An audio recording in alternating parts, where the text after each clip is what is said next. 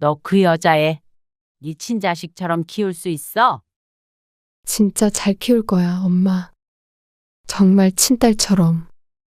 그러면 우선 데리고 와. 데리고 오다니? 이 집에 데리고 와서 딱 2달만 키워봐라.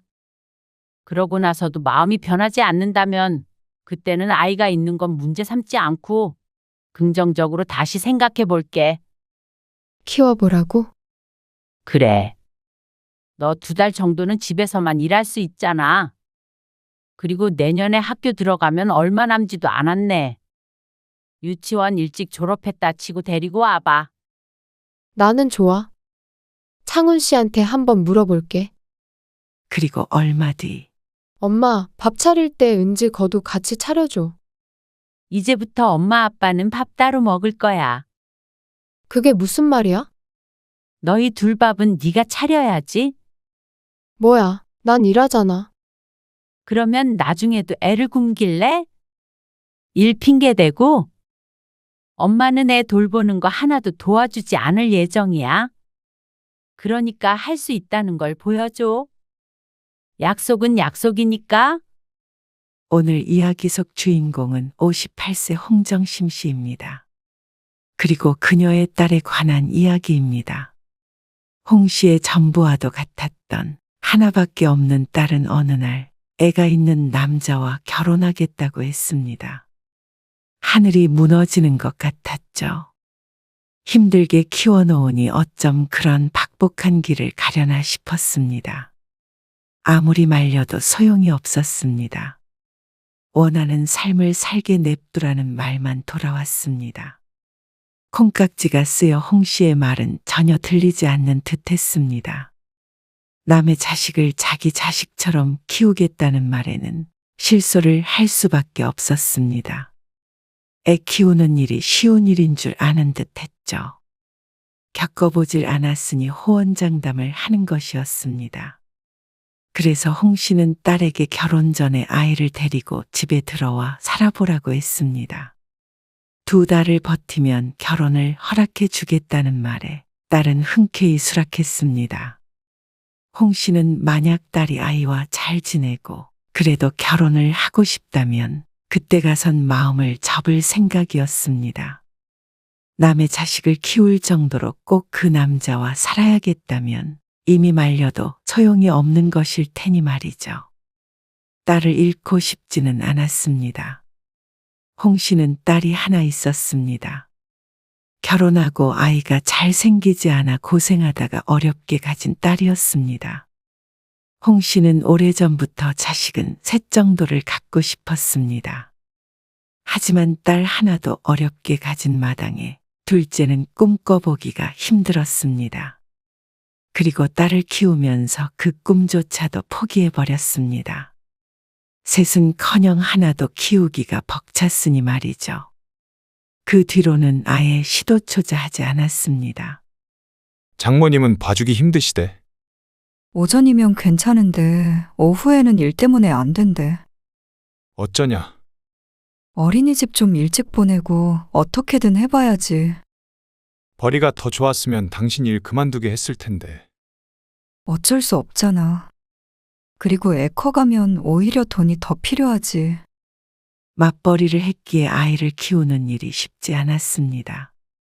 어린이집 가기 전까진 시어머니가 키워주시기로 했었지만 허리를 다쳐 입원을 하게 되는 바람에 그럴 수가 없어졌습니다.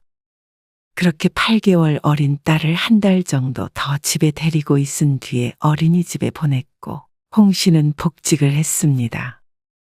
더는 미룰 수가 없었습니다. 그 뒤로 부부가 참 고군분투하며 아이 하나를 키웠습니다. 어린이집에 맡겨놓는다고 끝이 아니었습니다. 자꾸만 아픈 아이 때문에 조퇴를 하게 되어 회사에 빈축을 사기도 했고 어쩔 땐 육아 문제로 부부싸움을 하기도 했습니다. 그러니 이런 아이를 둘 셋을 낳을 생각을 하긴 힘들었죠. 남들도 그렇게 힘들게 키웠겠지만 홍 씨는 유달리도 그 시절이 고됐습니다. 지금 떠올려 보면 육아만큼 어려운 일도 없었죠. 그래도 결국 잘 키워냈고 예쁘게 잘 자랐지만 2번 하라면 못할 짓이었습니다. 홍 씨의 딸은 대학을 졸업하고 직장에 들어간 뒤로도 독립하지 않고 홍 씨 부부와 함께 살았습니다. 회사도 가까운데 나가서 살 필요가 있나? 그래야 연애도 하고 그러는 거 아니야? 연애는 하려면 여기 살면서도 하지. 그리고 연애할 시간도 없어. 연애할 시간도 없다는 딸이기에 불편할 것도 없었습니다. 딸은 오히려 좋다고 했습니다. 퇴근하면 밥 차려주고 빨래도 대신해주는 엄마와 쭉 함께 살고 싶다고 했죠. 그러다가 딸이 하는 일 특성상 재택근무가 가능해서 오전에 출근했다가 오후에는 재택근무를 하게 되었습니다. 홍 씨와는 자연스레 같이 있는 시간이 늘어났죠. 딸이 거의 집에 있다 보니 가끔 친구를 만나는 것 외에는 정말로 남자친구도 안 만나고 지내는 게 뻔히 보였습니다. 남편은 그런 딸을 걱정했지만 홍 씨는 크게 신경 쓰지 않았습니다. 연애든 결혼이든 다 때가 되면 자연스럽게 하게 되는 것이라고 생각했죠. 그러다 딸이 20대 후반이 되자 홍 씨도 슬슬 걱정이 되었습니다. 그동안에 남자친구가 생겼었는지는 모르겠지만 홍 씨가 아는 한은 없었습니다. 그래서 홍 씨가 딸에게 물은 적이 있었습니다. 언제 좋은 짝 만나서 언제 결혼할 거냐고 했더니 돌아오는 대답에 조금 놀라게 되었죠. 나 그냥 결혼 안 하려고. 결혼을 안 하겠다고?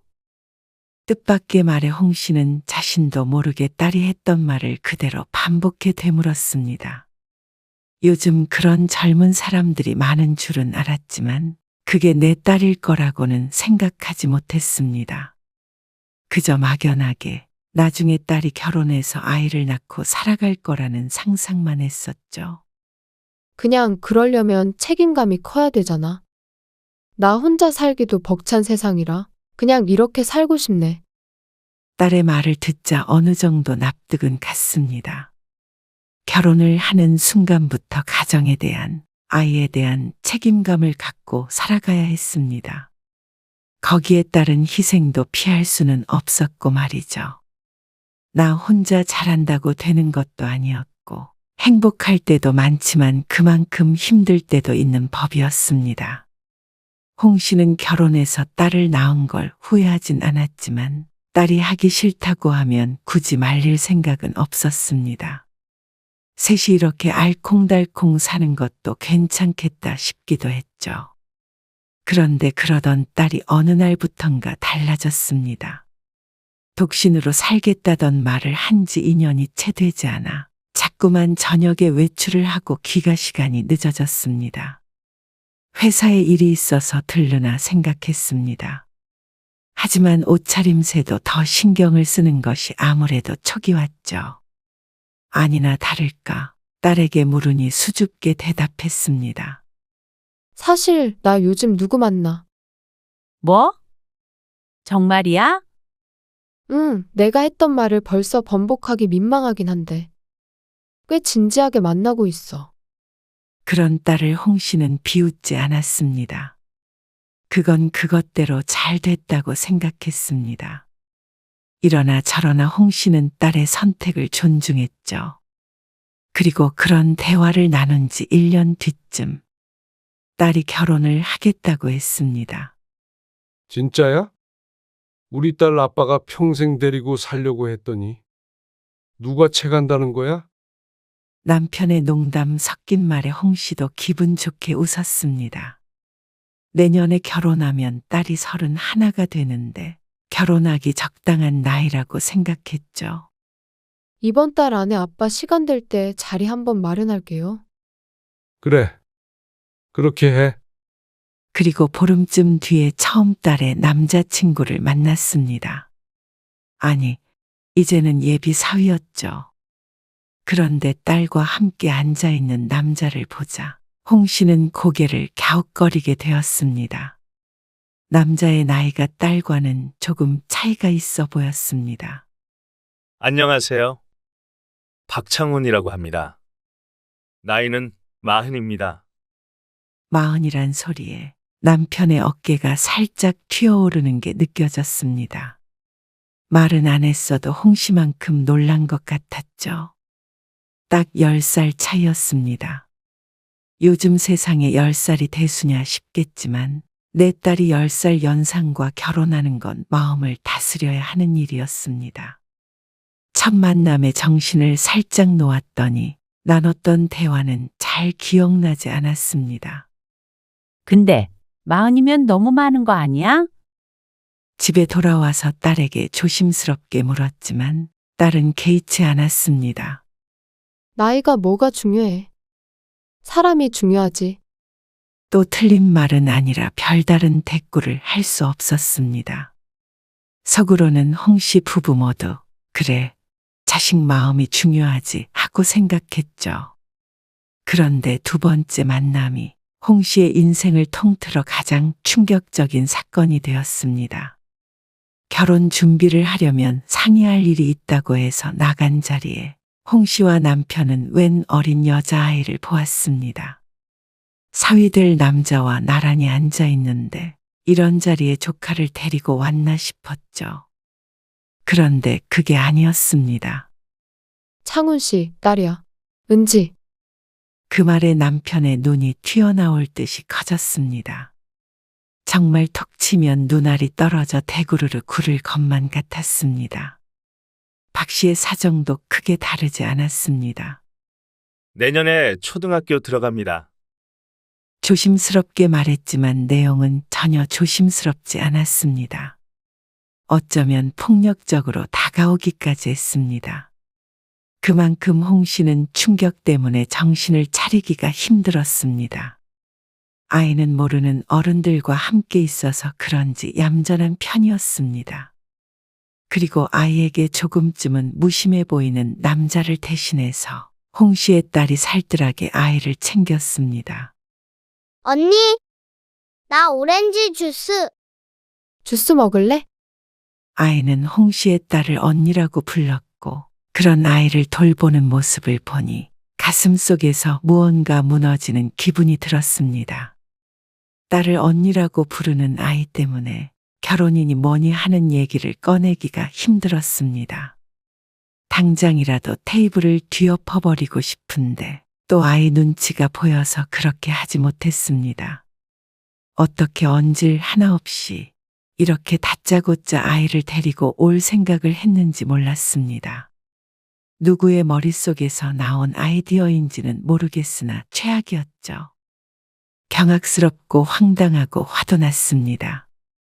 딸에게 이렇게 화나본 것이 언젠지 기억도 나지 않았습니다. 그리고 너무나도 예의 없는 남자를 이제는 예비 사위라고 부르고 싶지도 않았습니다. 애를 데리고 오면 그 앞에서는 화를 못 낼 것이라고 생각했는지도 몰랐습니다. 참 영악한 것들이 아닐 수 없었습니다. 타는 속을 냉커피로 달래다가 결국엔 흐르는 침묵을 참지 못해 자리에서 일어났습니다. 우린 먼저 가볼게. 남편과 함께 집으로 돌아오는 길에는 가슴에 돌덩이를 안고 있었습니다. 그리고 1시간 뒤쯤 딸이 집으로 돌아왔습니다. 그때까지도 홍씨 부부는 서로 대화를 나누지 않았습니다. 그런데 분위기 파악이 되지 않았는지 딸이 말했습니다. 내가 좋은 엄마가 돼주고 싶어. 가슴에선 천불이 일었습니다. 미치고 팔짝 뛸 노릇이었습니다. 어디서 애 딸린 이혼남이랑 결혼하겠다는 소리를 해. 남편이 언성을 높이자 딸이 그 말을 정정해 주었습니다. 이혼남은 아니야. 그러면 그 애를 혼자 낳았다니? 그건 아니고 혼인신고 안 하고 같이 살았대. 그럼 애 엄마는 어디 있는데? 친엄마는 지금 연락은 안 되고. 연락이 안 된다는 게 무슨 말이야? 도망이라도 갔다는 거야? 그런 식으로 말하면 이상하게 들리지. 이상하게 들리는 게 아니라 이상한 거야? 그러자 딸이 잠시 말이 없었습니다. 그러다가 괴로운 얼굴을 하고는 말했습니다. 애가, 은지가 나를 잘 따라. 잘 따르면 다 엄마 하는 거야? 그런 말이 아니잖아. 애는 지금 무슨 상황인 줄은 알아? 왜 널 언니라고 불러? 결혼 얘기는 모르고 아직은 그냥 아빠 친구인 줄 알아. 결혼 준비하면서 천천히 알려줄 생각이고. 그게 말이나 된다고 생각하니? 어떻게 이렇게 중요한 걸 미리 말을 안 해? 지난번에 봤을 땐 왜 아무 말 없었어? 편견 없이 한번 만나보라고 그런 거야.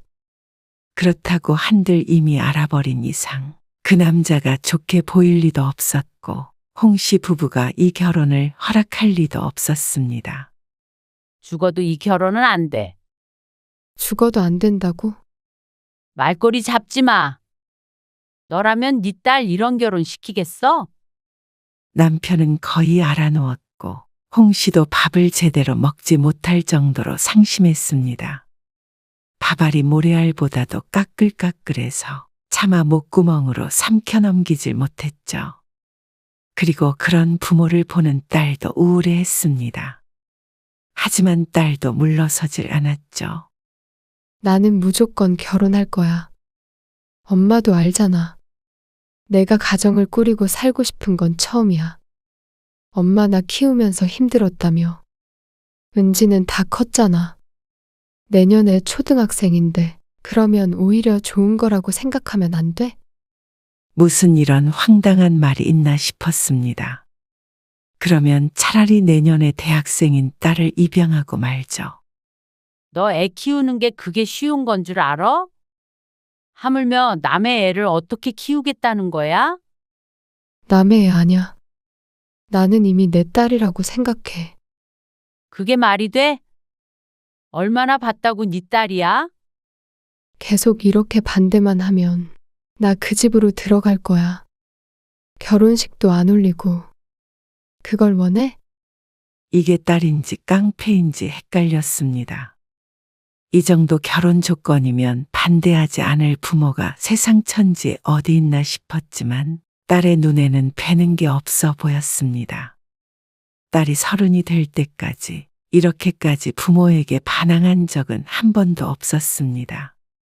애 딸린 남자와 세기의 사랑이라도 하고 있는 듯한 딸을 보니 말려도 소용이 없는 것 같았습니다.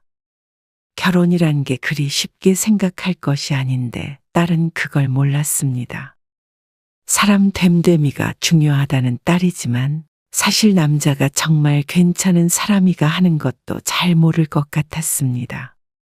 예비 장인 장모를 만나는 자리에서 미리 말도 없이 딸을 데리고 온 것도 그렇고 그런 아이를 스스로 챙기는 게 아니라 홍 씨의 딸에게 시키는 것을 보면 어쩐지 알만했습니다. 하지만 이렇게 계속해서 반대했다가는 딸의 말대로 식도 올리지 않고 살림을 합쳐버릴까봐 무서웠습니다. 괜히 더 반발심만 주는 것 같아서 다른 방법을 생각해야 했습니다. 그래서 홍 씨는 남편과 상의 끝에 딸에게 말했죠. 너 그 여자애 네 친자식처럼 키울 수 있어. 그랬더니 딸의 표정이 조금 밝아졌습니다. 진짜 잘 키울 거야, 엄마. 정말 친딸처럼. 그러면 우선 데리고 와. 데리고 오다니? 이 집에 데리고 와서 딱 2달만 키워봐라. 그러고 나서도 마음이 변하지 않는다면 그때는 아이가 있는 건 문제 삼지 않고 긍정적으로 다시 생각해 볼게. 키워보라고?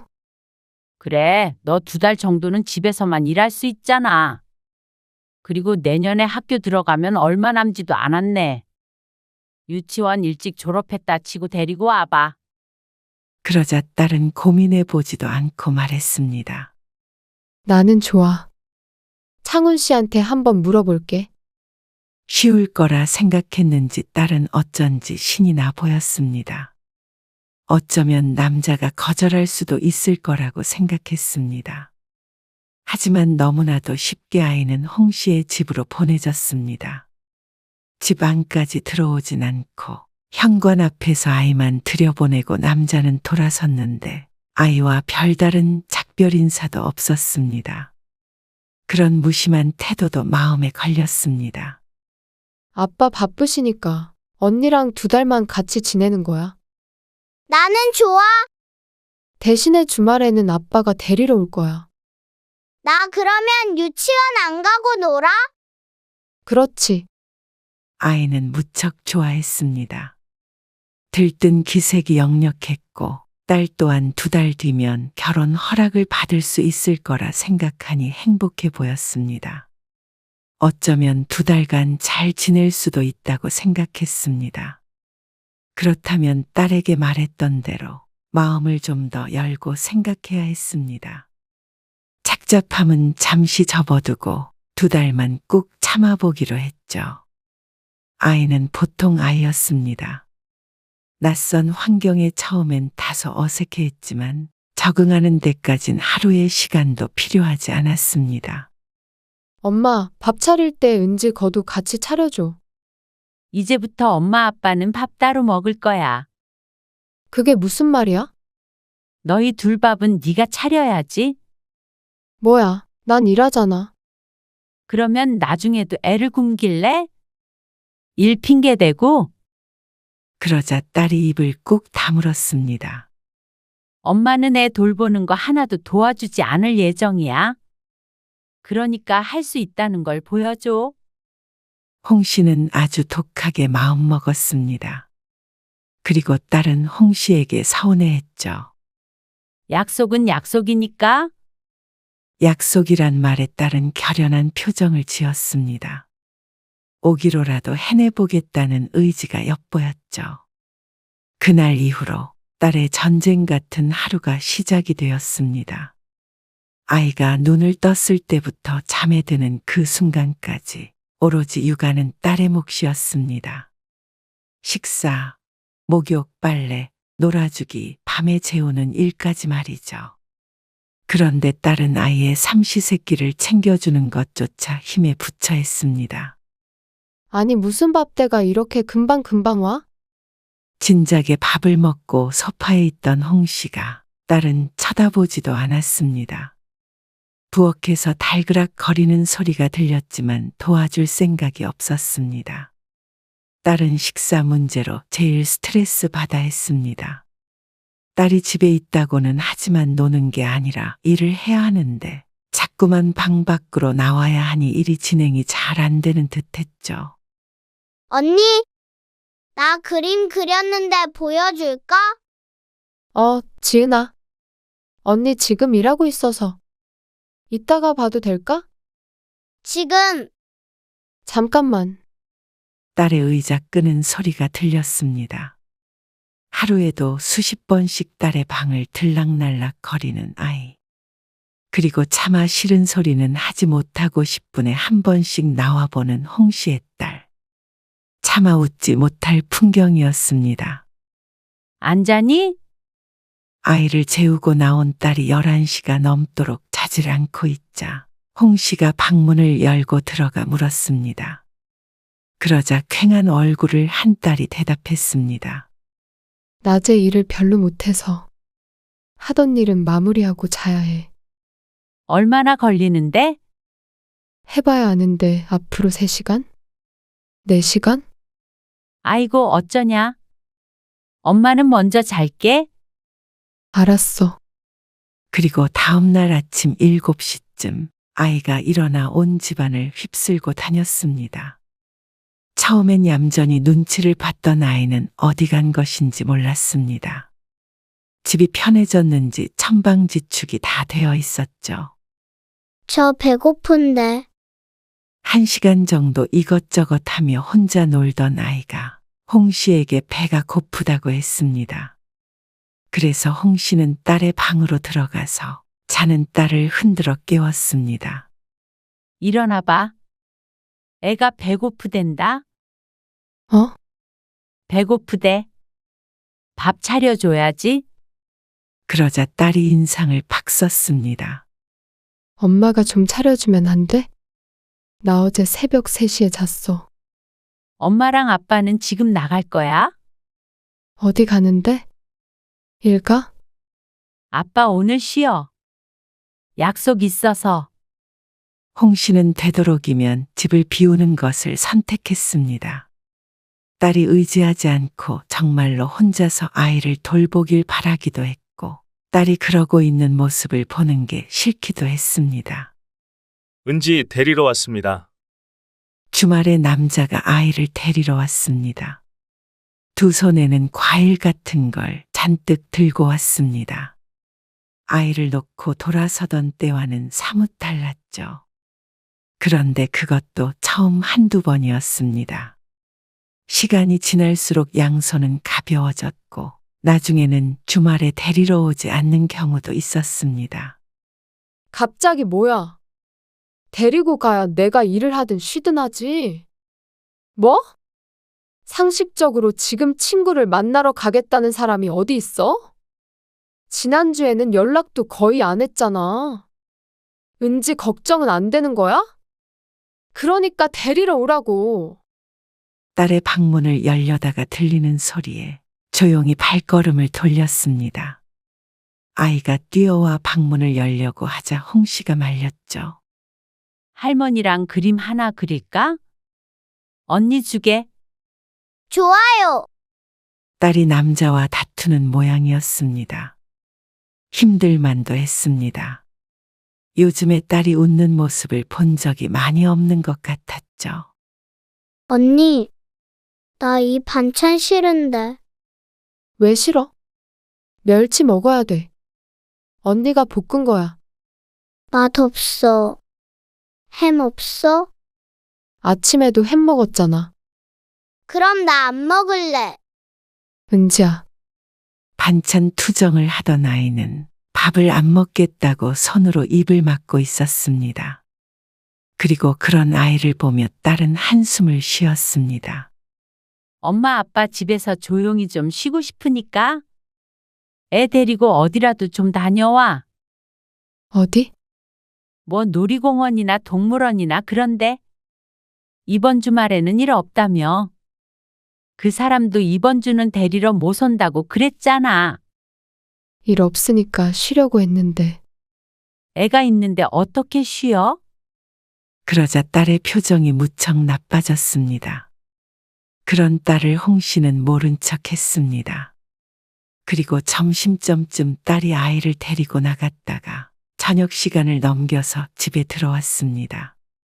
파김치가 되어 돌아온 딸은 말없이 아이를 씻기고 재웠습니다.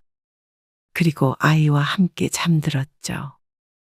그리고 그날 이후로 딸은 남자와 자주 다투는 듯 보였습니다. 나중에는 아이가 들을까봐 홍 씨가 다 조마조마했습니다. 은지야, 언니 일해야 되니까. 이거 만화 보고 있어.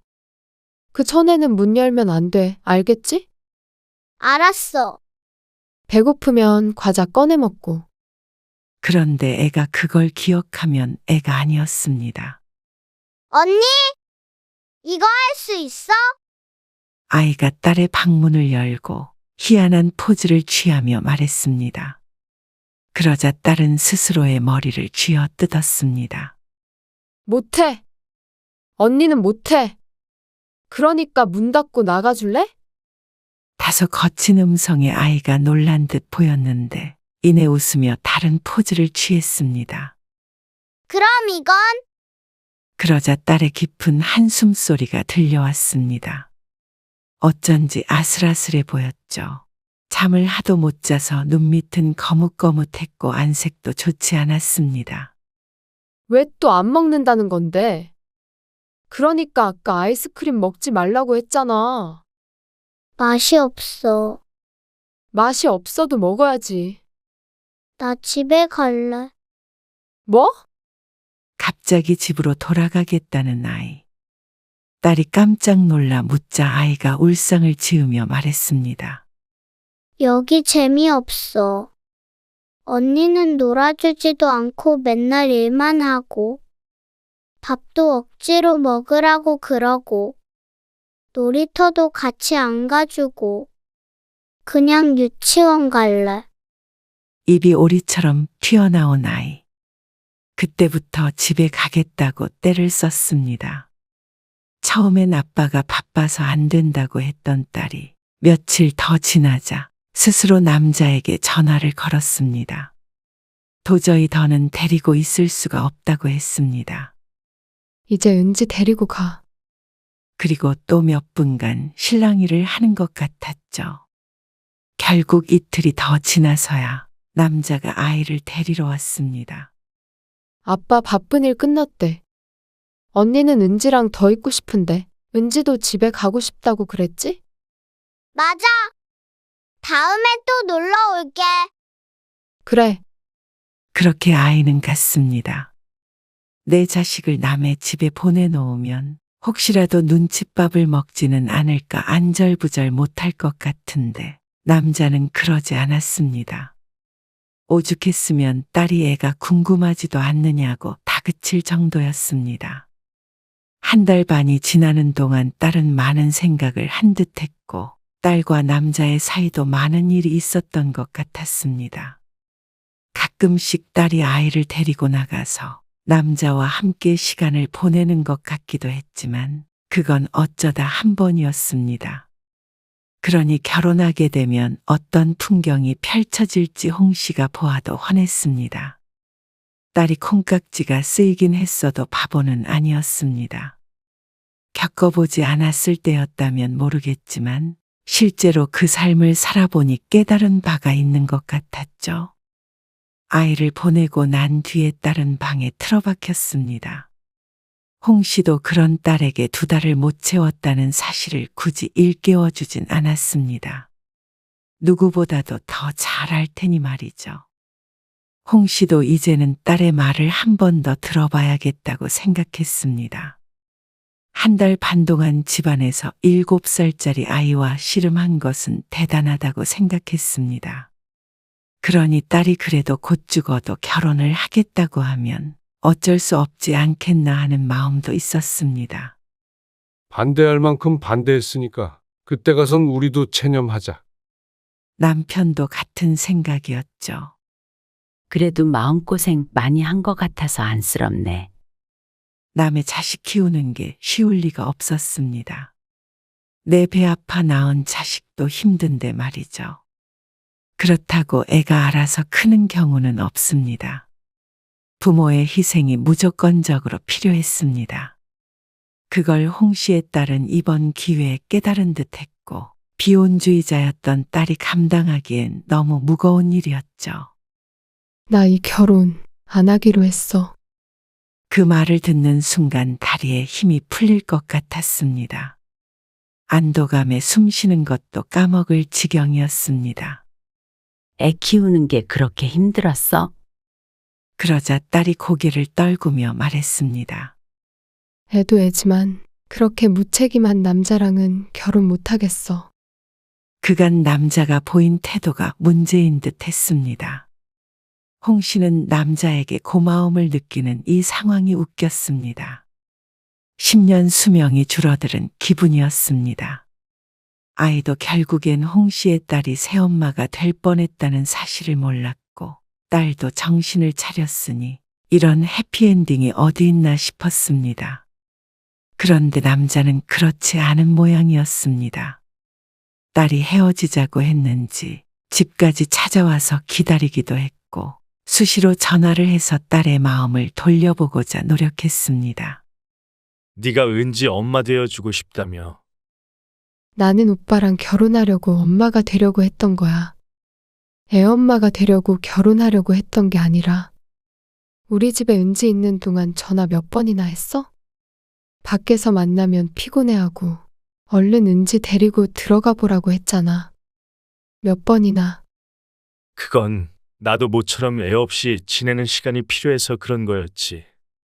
애 키워줄 사람이 필요했던 거면 나는 아니야. 집 앞까지 찾아온 남자와 딸이 하는 대화를 우연히 들었습니다. 혹시라도 딸에게 해코지를 할까봐 집으로 들어가지 않고 좀 떨어진 곳에서 계속 지켜보았죠. 하지만 남자는 한참 대화를 하더니 뒤돌아섰습니다. 언성은 높였지만 그래도 별다른 일은 없어서 가슴을 쓸어내렸습니다. 괘씸했습니다. 10살이나 어린 여자를 데려다가 초등학생 아이를 키우게 할 생각이었다니. 그게 누가 됐든 내 딸은 그러지 않길 바랐습니다. 나중에라도 마음을 돌려준 딸에게 절이라도 하고 싶은 심정이었죠. 딸이 들어오기 전에 홍 씨가 얼른 먼저 집으로 들어갔습니다. 잠시 뒤에 딸이 들어와서 홍 씨에게 말했습니다. 엄마, 나 완전히 헤어졌어. 그동안 속상하게 해서 미안. 됐으니까 맛있는 거 해서 밥이나 먹자. 박 씨는 부엌으로 들어가며 남몰래 가슴을 쓸어내렸습니다. 설령 딸이 결혼을 안 하고 산다고 하더라도 그게 나은 결말일 거라고 생각했습니다. 아직 어리니 다른 좋은 인연을 만나도 되고 말이죠.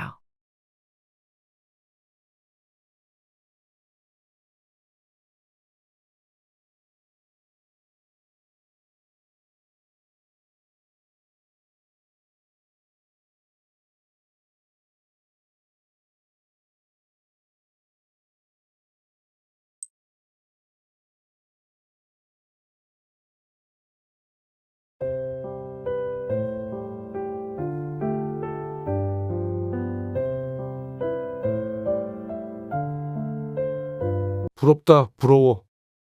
뭐가? 당신은 진짜 결혼 잘한 거야. 얼마나 좋아. 집에서 쇼핑만 하면 되고. 그게 무슨 말이야? 누구는 밖에서 뼈 빠지게 일해서 돈 벌고, 누구는 써제끼고. 내가 언제 써제꼈다고 그래? 이거 3만 원짜리야. 3만 원은 뭐 쉽게 버나? 거봐, 돈 버는 게 얼마나 힘든지도 모르고 3만 원을 우습게 알잖아. 돈 버는 게 힘든 거 나도 알고 있어. 근데 내가 3만 원도 마음대로 쓰지 못해? 내가 하다못해 3만 원으로 다른 사람한테 적선을 했다고 하더라도 그런 식으로 말하면 안 되는 거 아니야? 뭔 소리야? 당신이 일 그만두라고 했잖아. 그래 놓고는 왜 사람을 식충이 취급을 해? 내가 언제 식충이 취급을 했다고 그래? 치킨 시켜 먹는 것도 눈치 주고 3만 원짜리 티셔츠 하나 사 입는 것도 눈치 주고 사람을 맨날 할 일 없이 빈둥대는 것처럼 비꼬고 말이야. 내가 뭐 틀린 말 했어? 처음부터 끝까지 틀리지. 이 사람이 왜 이래? 뭐 잘못 먹었어? 당신 눈칫밥 먹느라 체했나 보지. 오늘 이야기 속 주인공은 56세 박신혜 씨입니다. 그리고 그녀의 남편에 관한 이야기이죠. 박 씨는 시간을 되돌릴 수만 있다면 결코 일을 그만두지 않았을 것이라고 생각했습니다. 아니, 정말로 시간을 되돌릴 능력만 있다면 애초에 남편과 결혼하지 않았을 것입니다. 평생 혼자 사는 일이 있더라도 말이죠.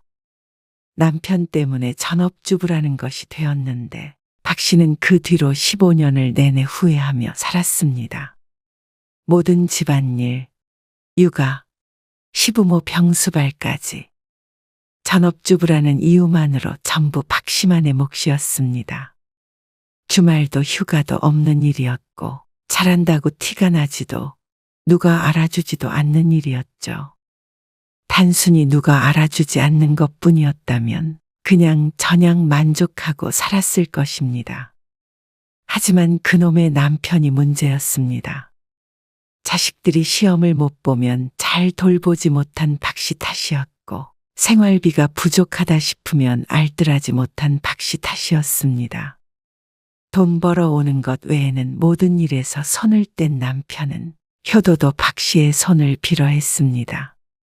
그러면서 박 씨는 자신의 덕으로 할 일 없이 편히 사는 팔자 좋은 여자 취급을 했죠. 그렇게 좋은 팔자라면 직접 살아보라고 하고 싶었습니다. 그렇다면 식충이 취급하는 배우자를 단 하루라도 버틸 수 있는지 말이죠. 단돈 3만 원을 가지고도 눈치를 보면서 써야 하는 처지로는 더는 살고 싶지 않았습니다. 사지 멀쩡하고 젊은데 누군가에게 의지해서 살고 싶지도 않았죠. 그리고 평생 박 씨를 괄시한 남편과 살고 싶지 않았습니다. 박 씨는 아들이 둘 있었습니다. 둘 다 남들이 부러워할 만한 좋은 직장에 다니고 있었고 학벌도 좋았습니다. 그렇다면 밥을 먹지 않아도 배가 불러야 할 텐데 박 씨는 그렇지 않았습니다. 그렇게 열심히 교육시키고 뒷바라지했지만 뿌듯한 마음만큼 공허한 감정이 들었습니다. 그동안의 인생을 생각해보면 그랬죠. 박 씨의 남편은 자식들 교육에 유달리 열을 올렸습니다. 박 씨도 교육은 중요하다고 생각했지만 남편은 극성 맞을 정도였습니다.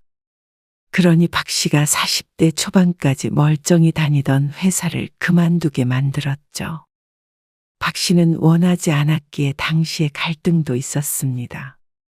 아, 당신도 애들 키우면서 일하는 거 힘들다며? 그래서 이참에 그만두고 애들이나 보라는 거잖아. 힘들다는 말이 그만두고 싶다는 말은 아니잖아. 같이 분담을 하자는 거지. 어차피 애들 좀 더 크면 수험 공부해야 할 텐데 이렇게 신경을 못 써서 되겠어? 누구 하나는 신경을 써야지. 나 회사 그만두면 당신 혼자 벌게? 그럼 어때서? 충분하지. 남편은 호언장담을 했습니다. 남편이 적게 버는 편은 아니었지만 그래도 불안한 건 사실이었습니다. 회사원이라는 게 언제 어떻게 될지도 모르고 말이죠. 아이들 교육을 생각한다면 더더욱 박 씨가 함께 벌어야 한다고 생각했는데 남편의 고집을 꺾을 수는 없었습니다. 가정이 우선 아니냐는 남편의 말에 따를 수밖에 없었죠. 그렇게 울며 겨자 먹기로 41세의 박 씨는 전업주부가 되었습니다. 처음엔 조금 편하다는 생각을 했던 것도 같았습니다. 종일 일하다가 집에 있으니 시간이 많은 것 같았습니다. 아들들이 초등학교 3학년, 5학년이었기에 등교 후에는 집에 혼자 있었습니다. 그러면 집안일을 하면 됐죠. 그런데 애들 때문에 직장을 그만둔 것이기 때문에 그와 관련된 일은 늘었습니다. 아들들 학교가 끝나면 차로 이리저리 학원에 데려다 주는 일을 박 씨가 맡게 되었습니다. 이동 시간을 줄여서 학원을 하나씩 늘리라는 남편의 지시 때문이었습니다. 그러다 보니 오후가 되면 정신이 하나도 없었습니다. 아들이 둘이고 다른 학원을 다니기 때문에 시간 계산을 잘해서 다녀야 했죠. 그리고 집안일도 쉽지 않았습니다. 그래도 맞벌이 할 때는 남편도 뭐라도 거들었었는데 이제는 그런 게 사라졌습니다. 박 씨 또한 직장에 다니지 않고 살림만 하게 됐으니 전과는 다르게 완벽하게 하자 하고 다짐 아닌 다짐을 하기도 했습니다. 그리고 그건 남편도 같은 생각인 것 같았습니다. 당신은 집에 있으면서 반찬이 맨날 똑같아. 오늘 새로 한 건데? 색다른 거 좀 해봐. 시간도 많은데. 시간이 많기는 종일 청소했구만. 청소를 종일 할 게 뭐가 있어? 청소도 있고 애들 학원에도 데려다 줬고 빨래하고 베란다 청소하고 애들 방 청소하니까 하루 다 갔어. 세워라 내워라 하니까 그렇지. 남편이 얄미웠습니다. 눈코 뜰 새 없이 바빴는데 말이죠. 그러다 보니 박 씨는 저절로 자신을 혹사하게 되었습니다. 박 씨의 마음속에도 알게 모르게 자격지심 같은 게 생겼던 것 같았습니다. 돈을 벌지 않으니 가정을 책임지고 돌봐야겠다는 생각도 늘 하게 되었습니다. 애미야, 오늘 좀 와라. 오늘이요? 무슨 일 있으세요? 병원. 몇 시에요? 2시에 진료야. 아, 저 4시에 성훈이 데리러 가야 하는데 그럼 병원 들렸다가 가면 되겠네. 시간이 그렇게 될지 모르겠어요. 그럼 내가 병원 가는데 버스 타고 가리? 너는 맨날 집에만 있는 애가 전화만 했다 하면 바쁘다 그래. 알겠습니다. 지금 갈게요. 전화를 받은 시각이 12시였습니다. 하던 반찬을 대충 마무리해야 했습니다. 그리고 점심밥을 먹을 시간도 없이 나갈 채비를 했습니다. 시어머니를 모시고 병원으로 가서 진료가 끝날 때까지 기다렸다가 다시 모셔다 드리고 아들을 데리러 가니 시간이 아슬아슬했습니다. 한겨울인데도 불구하고등이며 목덜미며 땀으로 축축했죠. 이런 일이 처음이 아니었습니다. 일을 그만두고 나서부터는 박 씨는 수시로 시집에 불려갔습니다. 오늘처럼 기사 노릇을 하기도 했고 자질구레한 시집 행사에 모두 참여해야 했습니다. 직장 다닐 때는 하지 않았던 일까지 박 씨가 도맡아 했습니다. 그리고 누구도 그걸 이상하다고 생각하지 않았습니다. 당신은 시간이 많으니 그 정도는 해줄 수 있지 않느냐. 내 아들이 벌어다 준 돈으로 편히 살고 있으면 시부모는 알아서 챙겨야 하지 않겠느냐. 이게 남편과 시집 식구들이 늘 하는 말이었습니다. 그 말을 들으면 속에서 화가 치밀다가도 어쩐지 기가 죽었습니다. 그럴 때면 그렇게나 출근하기 싫던 직장이 그리워지기도 했죠. 그런데 가장 문제는 돈 쓰는 것에 관련된 것들이었습니다. 매달 일정 생활비를 받고 가계부를 쓰다 보니 하나하나 남편에게 감시를 받는 기분이었습니다. 뭘 사더라도 어쩐지 남의 돈으로 사는 것 같고 말이죠. 그리고 둘이 벌다가 혼자 벌게 되어 남편 월급으로만 생활을 하다 보니까 항상 여유롭지 않게 느껴졌습니다. 돈을 쓸 때마다 사람이 작아지는 기분을 남편은 알까 몰랐습니다. 그걸 꼭 사야 되는 거야? 이 말이 그렇게 듣기가 싫었습니다. 그렇게 10년을 살았고 자식들은 커서 대학에 갔습니다. 이제는 큰 과제 하나를 끝냈으니 숨 좀 돌리며 살 수 있나 싶었습니다. 너희 숟가락은 너희가 놔. 주말에 박 씨가 식사 준비를 하고 있을 때였습니다. 모처럼 다 같이 집에 있었기에 박 씨의 손길이 더 분주해졌습니다. 얘들아, 숟가락 좀 놓고 하라니까. 성훈이 너는 밥 좀 푸고. 그러자 아들이 마지못해 무거운 몸을 일으켰습니다. 그런데 옆에 앉아있던 남편이 불만 가득한 목소리로 핀잔을 주었습니다. 당신 할 일을 왜 애들한테 시켜? 뭐? 황당한 남편의 말에 박 씨가 되물었습니다. 정말 못 들어서 그런 게 아니라 어이가 없어서였습니다. 식사 준비는 당신이 하는 일이잖아. 숟가락 놓는 게 어려운 일은 아니잖아. 그 어렵지도 않은 걸 굳이 애들을 시켜야 하느냔 말이야. 내 말은 주말에도 종일 청소하고 밥 차리고 하는데 그거 좀 도와주는 게 어려워? 대신 평일에 펑펑 놀잖아. 펑펑 논다고? 자식들이 대학에 간 뒤로 조금 편해진 건 사실이었지만 펑펑 논다는 건 말도 안 되는 얘기였습니다. 아직도 시집에 매주 3-4번씩은 가고 있었습니다. 그러자 아들도 몸을 어정쩡하게 일으킨 채로 양쪽의 눈치를 받습니다. 남편이 언짢은 듯 헛기침을 하며 고개를 돌렸습니다. 그러자 아들이 슬그머니 다시 제자리에 앉았습니다. 아마 숟가락을 놨다가는 아버지 심기를 건드릴까 무서운 듯 했습니다. 박 씨는 속으로 참을인을 3번, 아니 30번을 새겼습니다. 밥도 목구멍으로 제대로 넘어가지 않았습니다. 밥알을 새듯이 씹다가 결국 남기고 일어나자 남편이 혀를 찼습니다. 땅을 파면 쌀이 나오는 줄 알아. 큰 소리로 한 말도 아닌데 꼭 귓가에 천둥이 치듯 크게도 들렸습니다. 박 씨는 그 말을 애써 못 들은 척했습니다. 자식들 있는 데서 언성을 높이고 싶지 않았습니다.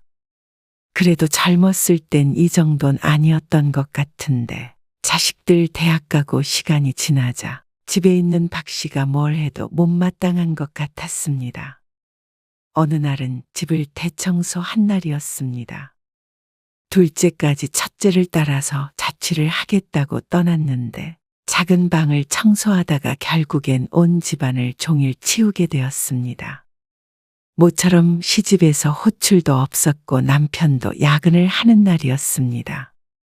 오전부터 아무데도 안 나가고 빨래하고 반찬하고 청소만 했습니다. 창틀에 TV 뒤까지 구석구석 손이 안 닿은 곳이 없었습니다. 아이고 죽겠네. 그러다 보니 나중엔 지쳐서 밥 먹을 기운도 없었습니다. 저녁밥은 찬밥에 물 말아서 김치랑 대충 먹고 치웠습니다.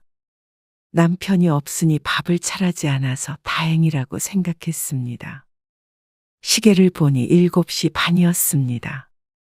남편이 도착하면 9시는 될 듯 했기에 박 씨는 모처럼 책을 꺼냈습니다. 예전에는 책을 참 좋아했는데 좀처럼 읽을 시간이 나지 않아 한참을 손에서 떼고 살았습니다. 한 30분쯤 읽자 눈이 가물가물했습니다. 종일 중노동을 했더니 고됐는지 자꾸 잠에 빠질 것 같았습니다. 그래서 읽던 책을 소파 위에 올려두고 일어났습니다.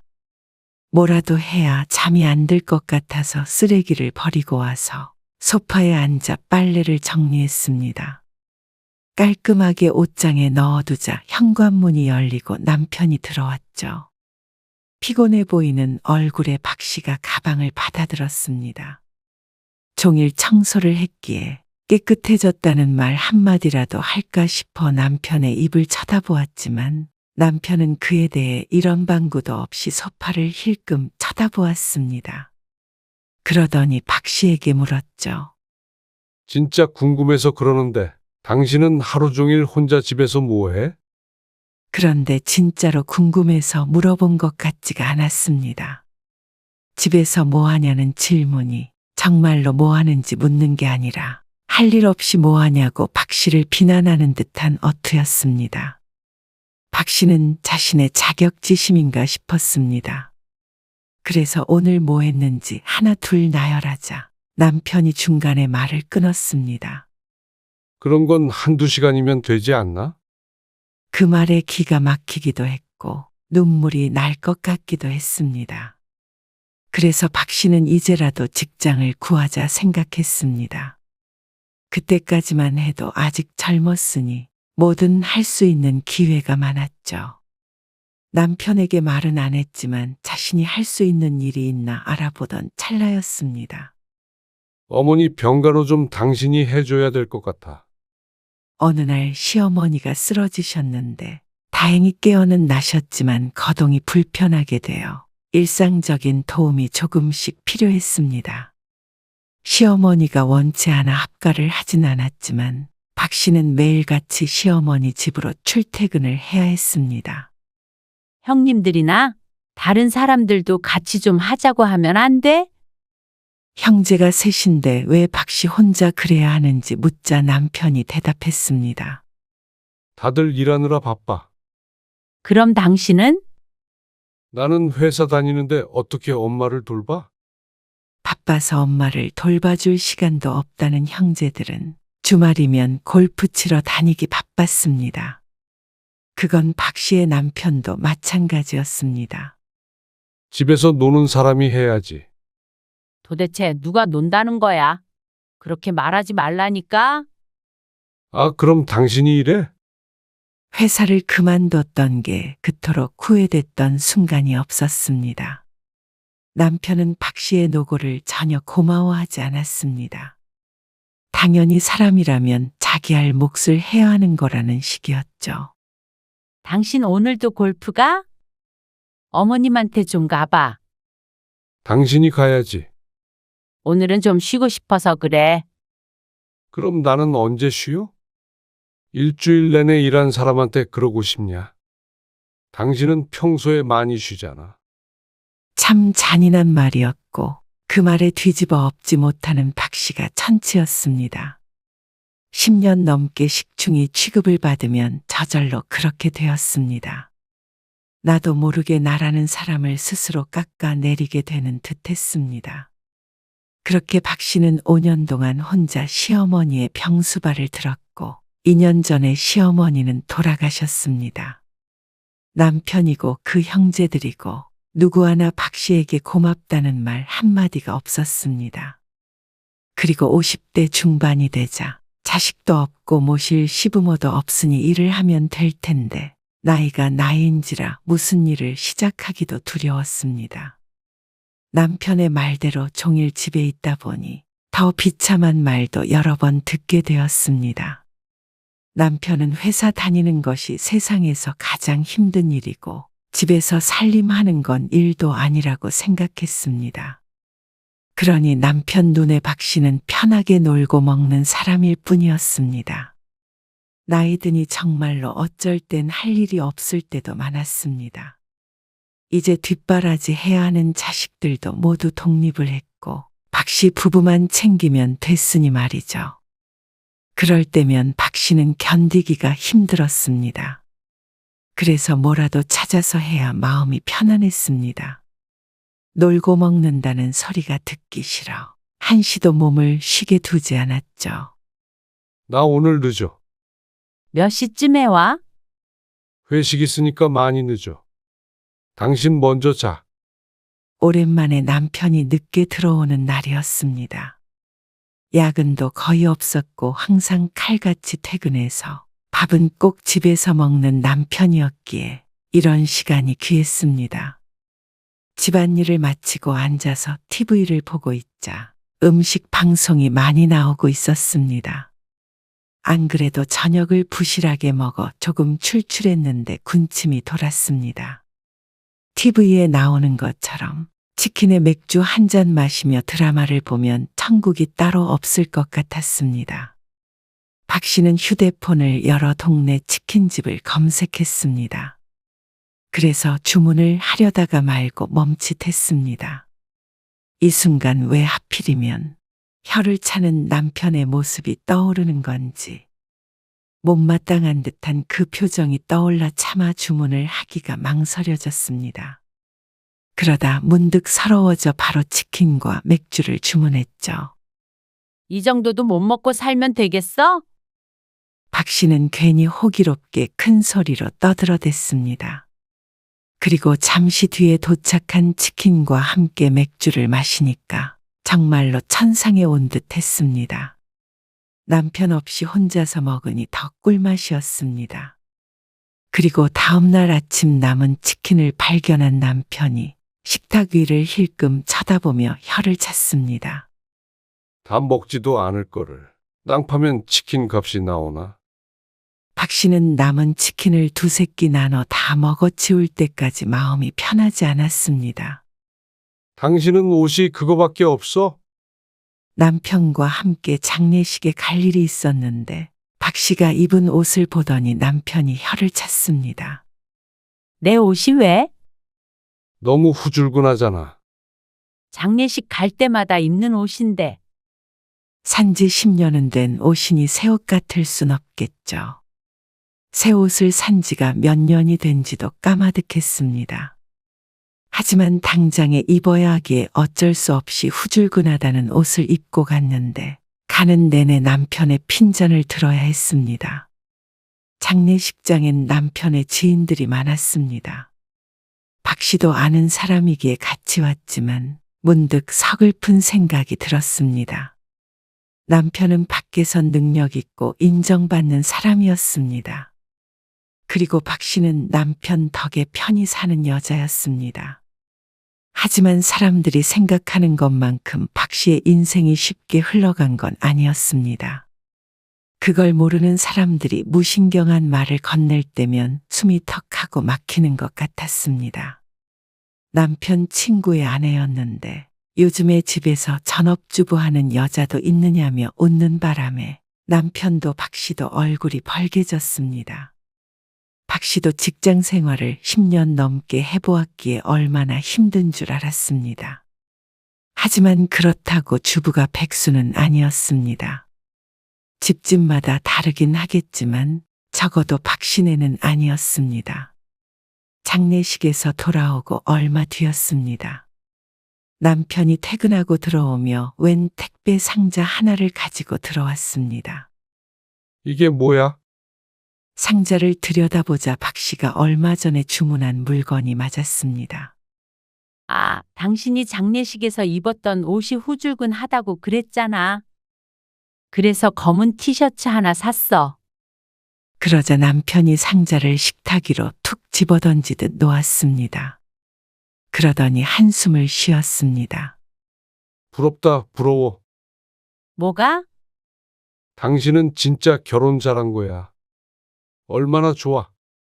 집에서 쇼핑만 하면 되고, 그게 무슨 말이야? 누구는 밖에서 뼈 빠지게 일해서 돈 벌고, 누구는 그 돈 써제끼고. 남편이 박 씨를 비꼬며 말했습니다. 박 씨도 순간 열이 솟구쳤습니다. 내가 언제 써제꼈다고 그래? 이거 3만 원짜리야. 3만 원은 뭐 쉽게 버나? 거 봐. 돈 버는 게 얼마나 힘든지도 모르고 3만 원을 우습게 알잖아. 작정을 하고 박 씨의 속을 긁을 모양이었습니다. 돈 버는 게 힘든 거 나도 알고 있어. 근데 내가 3만 원도 마음대로 쓰지 못해? 내가 하다못해 3만 원으로 다른 사람한테 적선을 했다고 하더라도 그런 식으로 말하면 안 되는 거 아니야? 뭔 소리야? 당신이 일 그만두라고 했잖아. 그래 놓고는 왜 사람을 식충이 취급을 해? 언제 식충이 취급을 했다고 그래? 치킨 시켜 먹는 것도 눈치 주고 3만 원짜리 티셔츠 하나 사 입는 것도 눈치 주고 사람을 맨날 할 일 없이 빈둥대는 것처럼 비꼬고 말이야. 내가 뭐 틀린 말 했어? 처음부터 끝까지 틀리지. 이 사람이 왜 이래? 뭐 잘못 먹었어? 당신 눈칫밥 먹느라 체했나 보지. 박 씨는 남편에게 대꾸하고는 방으로 들어와 버렸습니다. 남편도 평소 성격 같았으면 더 쏘아붙였을 텐데 박 씨의 반항에 당황한 듯 쫓아오지도 않았죠. 박 씨는 남자가 벌어다 주는 돈을 쓰는 것 외에는 아무것도 할 줄 모르는 사람 취급을 하는 것이 지긋지긋했습니다. 그리고 너무나도 허무했습니다. 전업주부가 다 박 씨 같은 취급을 당한다고 생각하지 않았습니다. 이게 비정상인 것은 박 씨도 알았습니다. 박 씨를 무시하는 남편이 문제였습니다. 나를 초라하게 만드는 남편. 박 씨는 그나마 남아있던 미운정마저 떨어져 나가는 것 같은 느낌이 들었습니다. 그 뒤로 남편과 한동안 대화도 제대로 안 하고 지내게 되었습니다. 남편은 박 씨에게 화가 났고 박 씨는 남편에게 더 화가 났습니다. 그러다가 친정아버지를 요양원에 모시며 일이 생겼습니다. 2주 뒤에 오빠가 모시고 갈 거고 요양원 비용은 형제들끼리 나눠서 내기로 했어. 그게 얼만데? 매달 40만 원씩 내야 해. 전체 다 해서? 아니, 각자? 아니, 누구 하나가 모시면 되지. 그렇게 큰 돈을 들여서 요양원에 모셔? 치매 때문에 어쩔 수 없어. 남편은 이해를 하지 못했습니다. 당연했습니다. 시어머니 병수발은 돌아가실 때까지 박 씨가 했으니 말이죠. 그런데 장인의 요양원비를 내야 된다고 생각하니 손해본다고 생각한 모양이었습니다. 아, 좀 싼 데로 알아보면 되지. 형제가 몇인데 40씩이나 모아? 박 씨는 남편에게 대꾸도 하기 싫었습니다.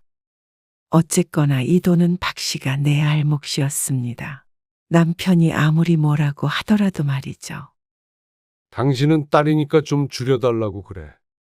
박 씨가 입을 꼭 닫고 있자 남편이 답답하다는 듯이 궁시렁거렸습니다. 부모 요양원비까지 남편의 눈치를 봐야 되나 싶어 서러웠습니다. 목구멍이 뜨끈해지는데 겨우 숨을 삼켰습니다. 애를 키우고 살림하고 시부모 모시고 남편을 내조한 공은 하나도 없는 것 같았습니다. 그렇다면 내 인생은 어디로 가버린 것인지 몰랐습니다. 그런 것들이 다 의미가 없었다면 박 씨는 뭐하러 그렇게 힘들게 살아왔는지 몰랐죠. 내 처지가 상대방에게 달렸다는 것, 누군가에게 의존해야 하는 삶이라는 건 참으로 행복하지 않았습니다. 박 씨는 2년 전 시어머니가 돌아가셨을 때 그때라도 밖으로 나가야 했다고 후회했습니다. 2년 동안 이런 취급을 받으며 숨죽이고 살 것이 아니라 당당하게 살아야 했다고 후회했죠. 며칠 뒤 선심 쓰듯 남편이 박 씨의 통장으로 돈을 넣어줬습니다. 아무튼 당신 고집은 알아줘야 해. 바보같이 왜 말도 못하고 부당한 대우를 받아. 당신은 좀 덜 내도 되잖아. 그래? 바보같이 말도 못하고 부당한 대우를 받았지, 내가. 알긴 아는구나. 당신한테. 뭐, 나 일자리 구할 거야. 그러자 남편이 파한대소를 했습니다. 그러면서 당신이 이 나이에 무슨 일자리냐며 황당해했죠. 웃지 마. 내가 쓸 돈 알아서 벌 거야. 당신이 무슨 수로? 남편의 비웃음처럼 금방 되진 않았습니다. 원래 하던 일은 그만둔 지 워낙 오래돼서 경력이라고 할 수도 없었고, 나이가 있으니 적게 일하고 많이 버는 일은 당연히 못했습니다. 그래도 나름대로 대학까지 나왔기 때문에 수요는 있었죠. 박 씨는 아이 돌보미 일을 하게 되었습니다. 50대 이상의 대졸자를 원하는 사람들이 꽤 많았습니다. 친구의 귀띔으로 알게 된 자리인데 학부모도 참 좋아했습니다. 하는 일은 아이 학원 데려다 주고 끝나면 집에서 밥 해주고 간단한 숙제도 봐주는 일이었습니다. 박 씨에게 제격이었습니다. 직장을 그만두고 한 일이 자식들을 그렇게 뒷바라지 하는 일이었으니 말이죠. 막상 취업을 하자 남편은 무척 놀란 눈치였습니다. 그리고 받는 돈도 적지 않음에 충격이라도 받은 듯한 표정이었죠. 아니, 어딘가 떨떠름한 기색이었습니다. 아, 당신은 집을 이렇게 해놓고 이렇게 늦게 들어와. 느낌 뭘 늦어? 원래 이 시간에 끝나는데. 일을 시작한 뒤로는 귀가 시간이 남편보다 늦었습니다. 학부모가 퇴근한 다음에야 박 씨가 퇴근할 수 있으니 당연했습니다. 그럼 낮에라도 좀 치워놔야 할 거 아냐? 현관 앞에 놓인 쓰레기 봉투를 보고 하는 말인 듯 했습니다. 저녁에 버리려고 뒀는데 그걸 가지고 그렇게 난리였습니다. 당신이 먼저 퇴근했으면 버리면 되잖아. 이걸 내가 왜 버려? 그럼 내가 왜 버려? 그러자 남편이 말문이 막힌 듯 했습니다. 평소에는 이게 당신 할 일이잖아. 했을 남편인데 말이죠. 그럼 낮에 했어야지. 밥도 안 차려놓고 말이야. 냉장고에 있으니까 꺼내 먹으면 되잖아. 그리고 나 다음 달부터는 낮에도 일해. 뭐, 아직 확정은 아니었지만 도서관 사서 보조 아르바이트 자리를 학부모에게 소개받았습니다. 물론 다닐 생각이 있었습니다. 남편과 이혼을 하려면 말이죠. 그리고 옷은 그게 뭐야? 내 옷이 왜? 일하려면 깔끔하게 입어야 해서 샀지. 남편은 하나부터 열까지 못마땅한 듯 했습니다. 집에 있을 땐 그렇게 한심한 사람 취급을 하더니 막상 일을 하러 밖으로 나가자 싫어하는 게 웃겼습니다. 그러고 다닐 시간에 집이라도 좀 돌보라고. 당신이나 나나 똑같이 일하는데 왜 나한테만 그래? 이 여자가 진짜. 적어도 옷 한 벌 내가 마음껏 살 수 있고 부모 병원비도 눈치 보지 않고 낼 수 있는 그 정도의 삶을 원했습니다. 그러려면 남편과는 함께 살 수 없었죠. 우리 이혼하자. 그래서 박 씨는 남편에게 이혼 선언을 했습니다. 남편은 당연히 노발대발했습니다. 그동안 먹여주고 재워줬더니 뭐? 이혼? 꼭 무슨 거지 주워다 키운 것처럼 말하네. 남편이 생각하는 박 씨는 딱 그 정도였습니다. 그걸 모르고 여태 살아왔으니 누구에게 하소연한들 소용이 없었습니다. 당신이 자랑스럽게 생각하는 두 아들 명문대 가도록 뒷바라지 했고, 당신이 벌어오는 돈 쪼개고 쪼개서 알뜰하게 살아서 재산 불렸어. 당신이 밖에서 일만 생각하면서 살 수 있었던 거 정말 당신 혼자 잘나서 그런 거라고 생각해? 그게 그럼 다 당신 덕이라는 거야? 그게 아니면 왜 당신은 내가 하고 싶은 일도 못하게 하고 집에 주저앉혔어? 그래놓고 나이 드니까 그렇게 식충이 취급을 해? 내가 그런 당신이랑 계속 같이 살 천칠라고 생각한 거야? 말은 청산유수네. 그래. 이혼해. 누가 무서울 줄 알고? 해보자. 누가 손해인가? 남편은 꼭 돈 한 푼 없이 박 씨를 쫓아낼 것처럼 굴었습니다.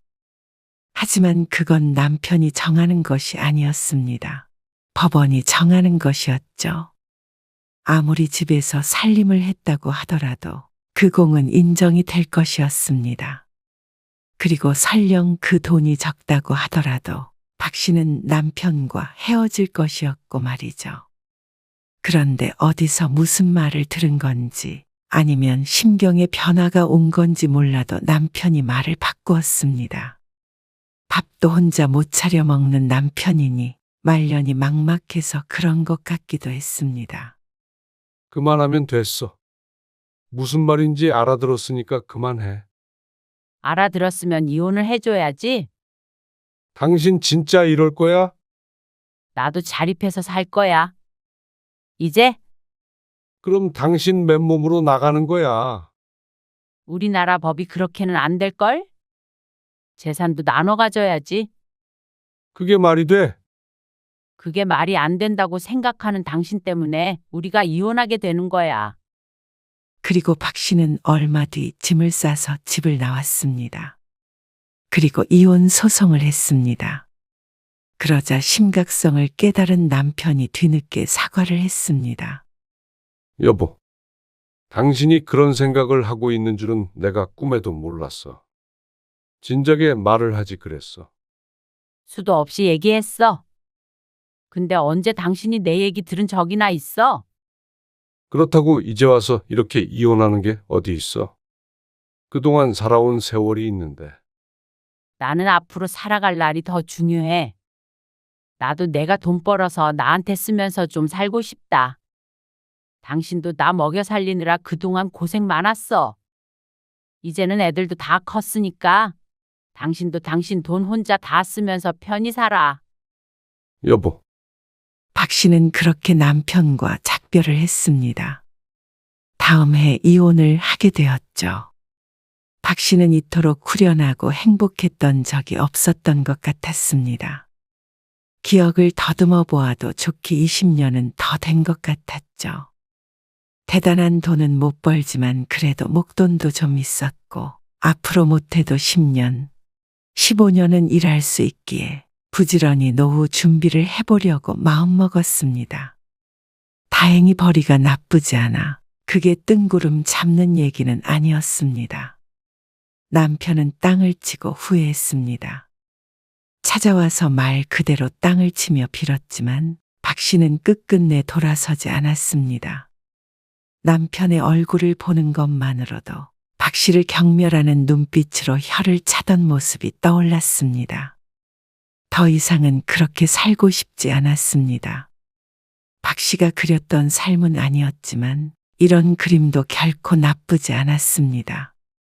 남에게 기대지 않고 오롯이 혼자서 설 수 있는 삶 말이죠.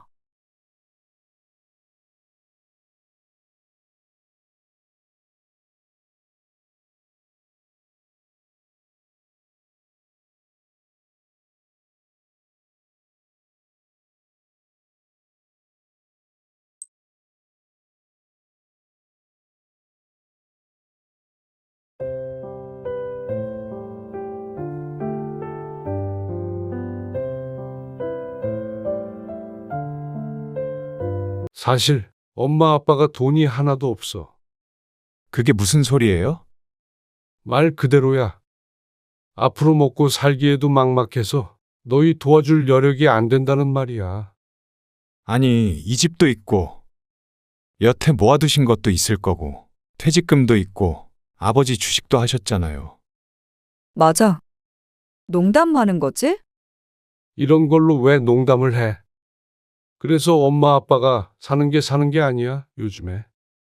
아니, 어쩌다가 그렇게 됐는데요. 주식으로 다 날렸다. 뭐라고요? 직장도 이제는 안 다니지. 모아둔 돈은 다 까먹었지. 남은 건 이 집뿐인데. 이 집도 대출 받았어. 메꿀 돈이 있어서. 근데 문제는 앞으로야. 땡전 한 푼 없이 대출 있는 집 한 채만 가지고 어떻게 사냐? 대출 이자도 제대로 낼까 모르겠다. 너희 뒷바라지하고 결혼시키고 하느라 엄마 아빠는 이제 돈 없다. 노후 준비도 하나도 안 되어 있으니까 너희가 오히려 도와줘야 해. 도와주다니? 우리가 엄마 아빠를? 그래, 다음 달부터는 너희가 엄마 아빠 생활비 좀 보태줘. 아빠도 할 일 좀 찾아보긴 할 텐데 이 나이에 또 무슨 일을 구하겠냐? 어디 기사 보니까 은퇴 후에 노부부가 살아가려면 매달 최소 300만 원 정도는 필요하다고 하더라. 그래서 그걸 저희 보고 다 대라고요? 그래도 자식이 둘이라 다행이야. 젊었을 때 투자를 해놓으니까 든든하네. 아니요, 아버지, 잠시만요. 그건 잠시만요. 누나는 모르겠는데 저희는 아직 그럴 준비가 안 됐어요. 준비할 게 뭐가 있어? 너희한테 최대한 말 안 하려고 했는데 하도 돈돈 하길래 어쩔 수 없었어. 그래도 이렇게 털어놓으니까 속이 다 후련하네. 오늘 이야기 속 주인공은 62세 고명국 씨입니다. 그리고 고 씨의 자식들에 관한 이야기입니다. 고 씨 부부는 돈 때문에 부모 자식 사이가 파탄이 날 수도 있다는 걸 몸소 알게 되었습니다. 그리고 그건 부모가 돈이 있든 없든 크게 상관이 없었습니다. 고 씨는 먹고 살 만큼 있었지만 그것 때문에 오히려 자식과 사이가 틀어졌습니다. 결혼해서 엄마 아빠가 되고서도 부모에게 자꾸만 손을 벌리는 자식들. 자식에게는 아무리 해줘도 고마운 줄 모르고 더 받았습니다. 그리고 많이 주면 당연하게 생각하고 적게 주면 서운하다고 투덜댔죠. 부모의 것을 당연하게 자신들의 것이라고 생각하고 당당하게 가져가려는 자식들. 고 씨 부부는 내가 가진 물질을 자식에게 필요 이상으로 쏟아붓는 것은 부모 자식 관계에 결코 긍정적인 영향을 미치지 않는다는 걸 깨달았습니다. 인생을 바쳐 키운 딸과 아들은 고 씨 부부를 자식들에게 인색 부모로 만들어 버렸습니다. 지금 잘 먹고 잘 살고 있는 게 순전히 자신들이 잘나서라고 생각하는 듯했죠. 그러면서도 끝까지 부모의 그른 밑바닥까지 박박 긁어 모든 것 뺏어가려는 자식들을 고 씨는 이제는 떼어내버리기로 했습니다. 그리고 방법은 생각보다 간단했죠. 고 씨는 딸 하나, 아들 하나가 있었습니다. 둘 다 사랑으로 키운 소중한 자식들이었습니다. 부족함 없이 키우려고 노력했고 실제로도 남부러울 것 없이 자랐습니다. 그렇게 하면 저절로 바르게 클 거라고 생각했습니다. 하지만 그렇지 않았죠. 뭐 하는 사람이라고? 개인 사업해. 무슨 사업? 인터넷 관련된 사업. 그래서 언제 결혼하려고 하는데? 내년 봄쯤에 할까 해. 첫째인 딸이 먼저 결혼을 했습니다. 고 씨 주변에 사업하다 패가망신한 사람들이 많아서 그런지 되도록이면 적게 벌더라도 회사원이 좋겠다고는 생각했지만 생각일 뿐이었습니다. 당연히 고 씨가 사위의 직업까지 결정할 수는 없었죠. 근데 나중에 알겠지만 재영 씨네 부모님은 결혼하는데 보태주시지는 못한대. 마치 죄 지은 것을 고해성사하듯이 딸이 조용히 말했습니다. 하지만 고 씨는 그것은 크게 문제라고 생각하지 않았습니다. 자식들 결혼할 때 보태는 것은 부모 능력껏 하는 것이라고 생각했습니다. 30 넘은 자식들이니 각자 모아둔 돈도 있을 것이고 말이죠. 고 씨는 자식들 결혼할 때 보태주긴 할 것이지만 역시나 능력 한에서 가능한 일이었습니다. 고 씨는 그것보다 중요한 게 사위의 능력이라고 생각했습니다. 다행히 경제적 능력이 훌륭하다고 하니 다행이었죠. 그래서 고 씨는 딸이 신혼집을 구할 때 전세금을 보태주었습니다. 딸이 모은 돈보다 많이 보태줬기에 일부 대출을 받고 꽤나 번듯한 곳에서 시작할 수 있었습니다. 민욱이 너도 누나 결혼할 때만큼 보태줄게. 이듬해 아들도 결혼 소식을 전했습니다. 그래서 상의를 하러 온 아들에게 고 씨 부부가 말했습니다. 그보다 많거나 적으면 남매 간의 불화가 생길까봐 딱 그 정도만 생각하고 있었습니다. 하지만 아들은 그 말에 기뻐하기는커녕 인상을 찌푸렸습니다. 아, 근데 누나랑은 상황이 좀 다르지 않아요? 뭐가 달라? 누나는 매형네가 안 도와줘서 그런 거고요. 저희는 주인의 쪽에서도 좀 도와주신다고 하니까요. 그 얘긴 아들에게서 진작에 들어 알고 있었습니다. 7천만 원 정도를 지원해 주겠다고 한 예비 사돈. 하지만 그렇다고 하더라도 상대 쪽에서 보태는 돈보다 고 씨 부부가 지원해 주는 금액이 훨씬 더 많았습니다. 그런데 아들의 주장은 적어도 그만큼은 7천만 원 정도는 더 보태줬으면 한다는 것이었습니다. 고 씨의 상식으로는 말도 안 되는 소리였죠. 그래도 제가 남잔데. 30 초반밖에 안 된 아들이 남자 여자 따지는 소리에 황당했습니다. 반반하는 시대인데 그렇게 따지면 결혼 자체를 할 수 없었습니다. 집 한 채는 가지고 가야 했으니 말이죠. 아니야. 그건 안 되는 거야. 엄마 아빠도 딱 거기까지 가능해. 아들은 불만이 많아 보였지만 그 이상은 고 씨 부부도 계획에 없던 일이었습니다. 자식들 결혼까지만 시켜놓고 노후 삶을 사람답게 살려면 여기서 멈춰야 했습니다. 딸 결혼시킬 때 애초에 예상했던 금액보다 더 주었으니 아들도 그만큼은 더 받게 된 셈이었습니다. 이제는 고 씨 부부를 생각할 때였습니다. 그러자 아들은 크게 실망한 듯 보였습니다. 하지만 누나도 남동생이 그런 말을 했다는 것에 언짢아 했고 고 씨가 더는 지원해 줄 것 같지 않자 아들은 포기했죠. 그렇게 자식들 둘 모두 결혼시키고 한갓진 노후를 보낼 생각을 했습니다. 은퇴할 날이 1년이 채 남지 않았기에 노후에 대한 이런저런 생각이 많아지는 때였습니다. 그런데 아들이 결혼한 지 얼마 안 됐을 때 딸이 고 씨 부부의 집을 찾아왔습니다. 어쩐 일이야? 저녁 식사를 하려고 준비 중이었는데 말없이 와서 숟가락을 하나 더 놓았습니다. 그냥 엄마 아빠랑 같이 밥 먹으려고 왔어. 오랜만에. 고 씨는 딸을 반겼습니다. 결혼을 하니 좀처럼 보기가 힘든 딸. 그런 딸의 갑작스러운 방문이 선물처럼 느껴졌습니다. 강서방은 어쩌고 혼자 와? 강서방은 바쁘지. 요즘 사업을 확장한다는 말은 아내를 통해서 전해 들었습니다. 시간이 8시가 다 되어 갔는데 참 열심히도 산다고 생각했습니다. 밥은 먹어가면서 일하는 거야? 사무실에서 먹지. 쉬엄쉬엄 하라고 그래. 사업이 그게 되나? 딸과 이런저런 대화를 나누며 즐거운 저녁 식사를 이어갔습니다. 직장에서의 이야기, 사위와의 이야기로 딸의 입은 쉴 줄을 몰랐죠. 자식들이 독립한 뒤로 대부분 아내와 둘만 조용히 식사를 했지만 오늘따라 활기가 느껴지는 듯했습니다. 집에 언제 가게? 이제 슬슬 가야지. 밤길 무섭다. 얼른 가봐.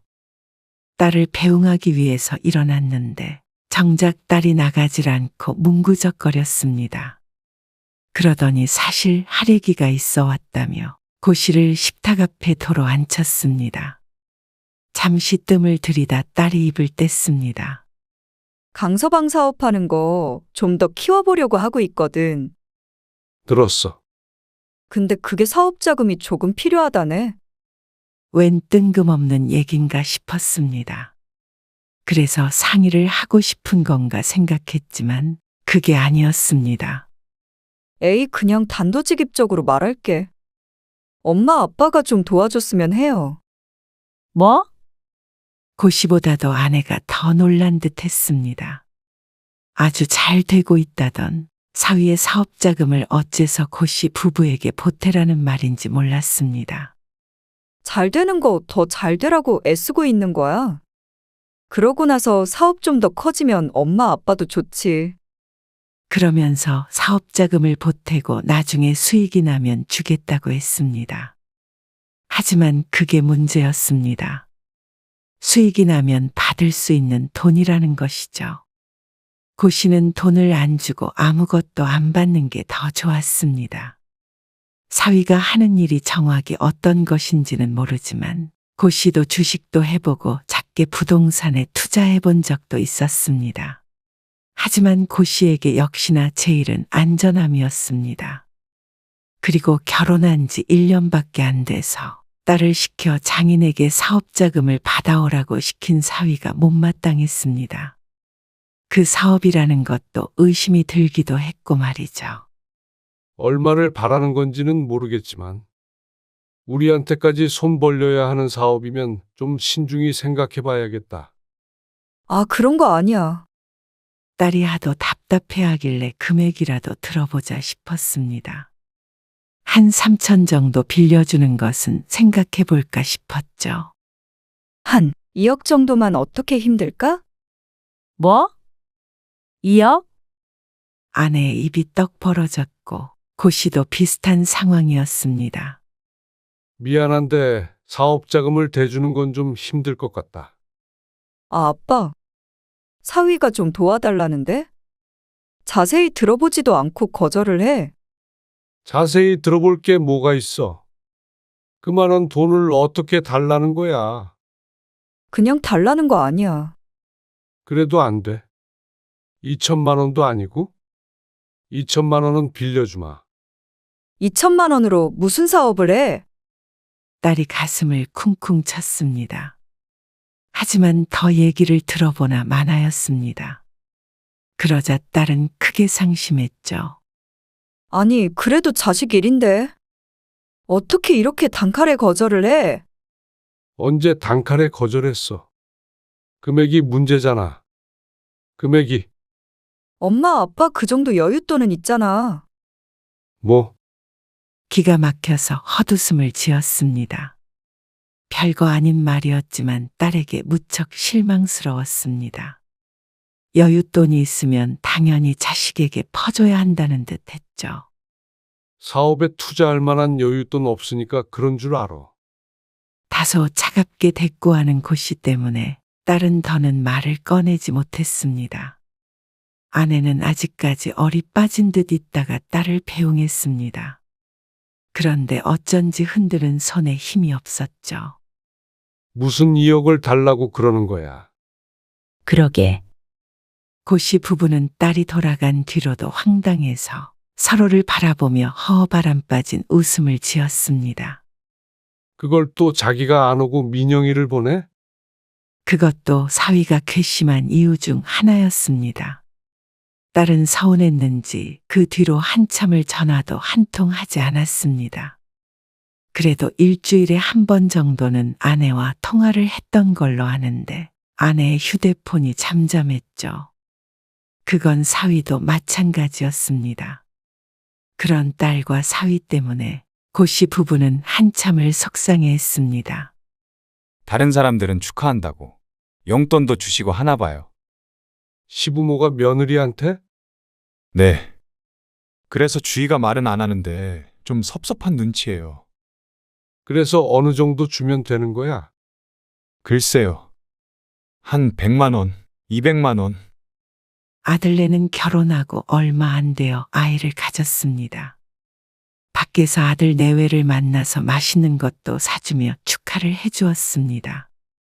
그게 바로 전날의 일이었는데 아들에게서 전화가 온 것이었습니다. 축하 선물이 없었다며 말이죠. 처음엔 어리둥절했습니다.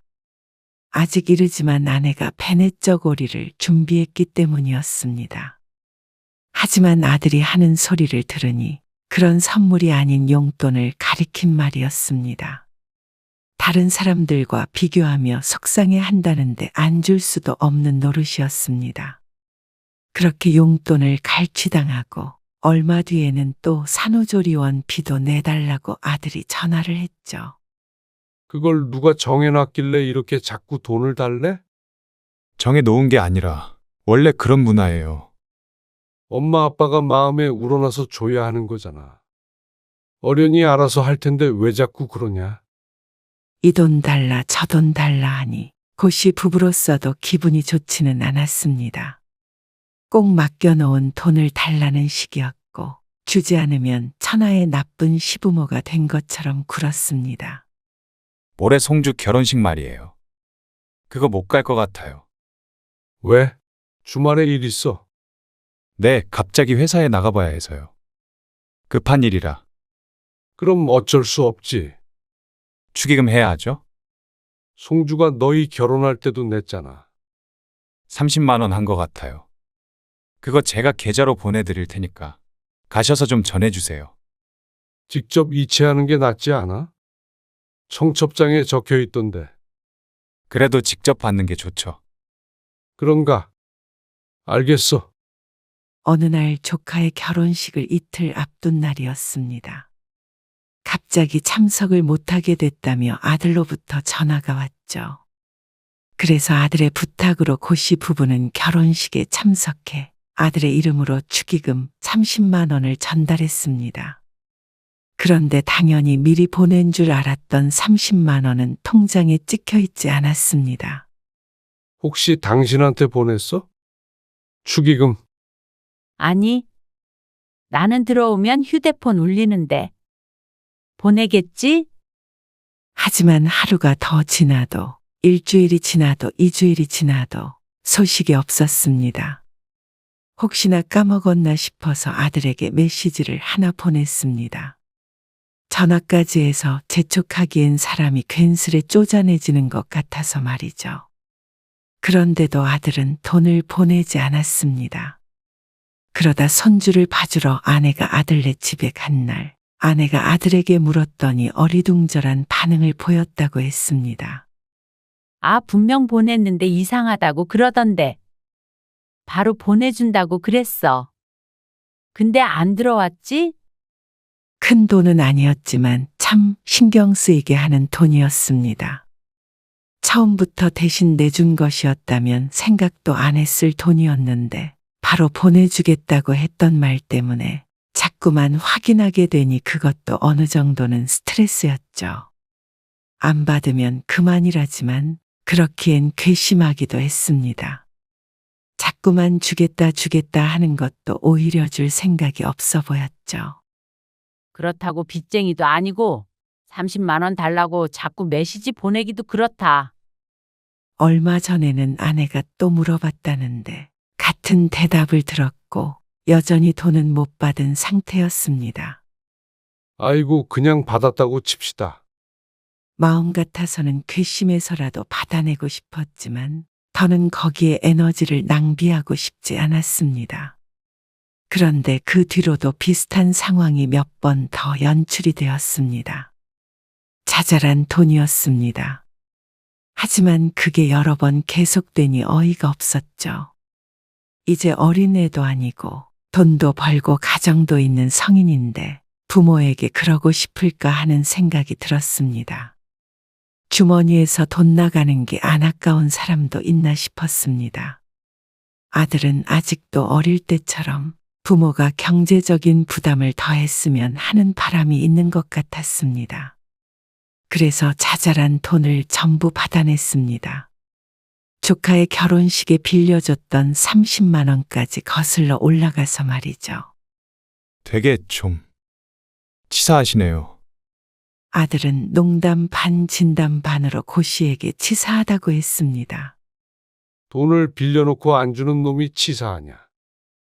아니면 빌려준 놈이 치사하냐? 그러자 아들은 할 말이 없어졌죠. 그리고 몇 달이 지난 어느 날 저희 이사 가려고 해요.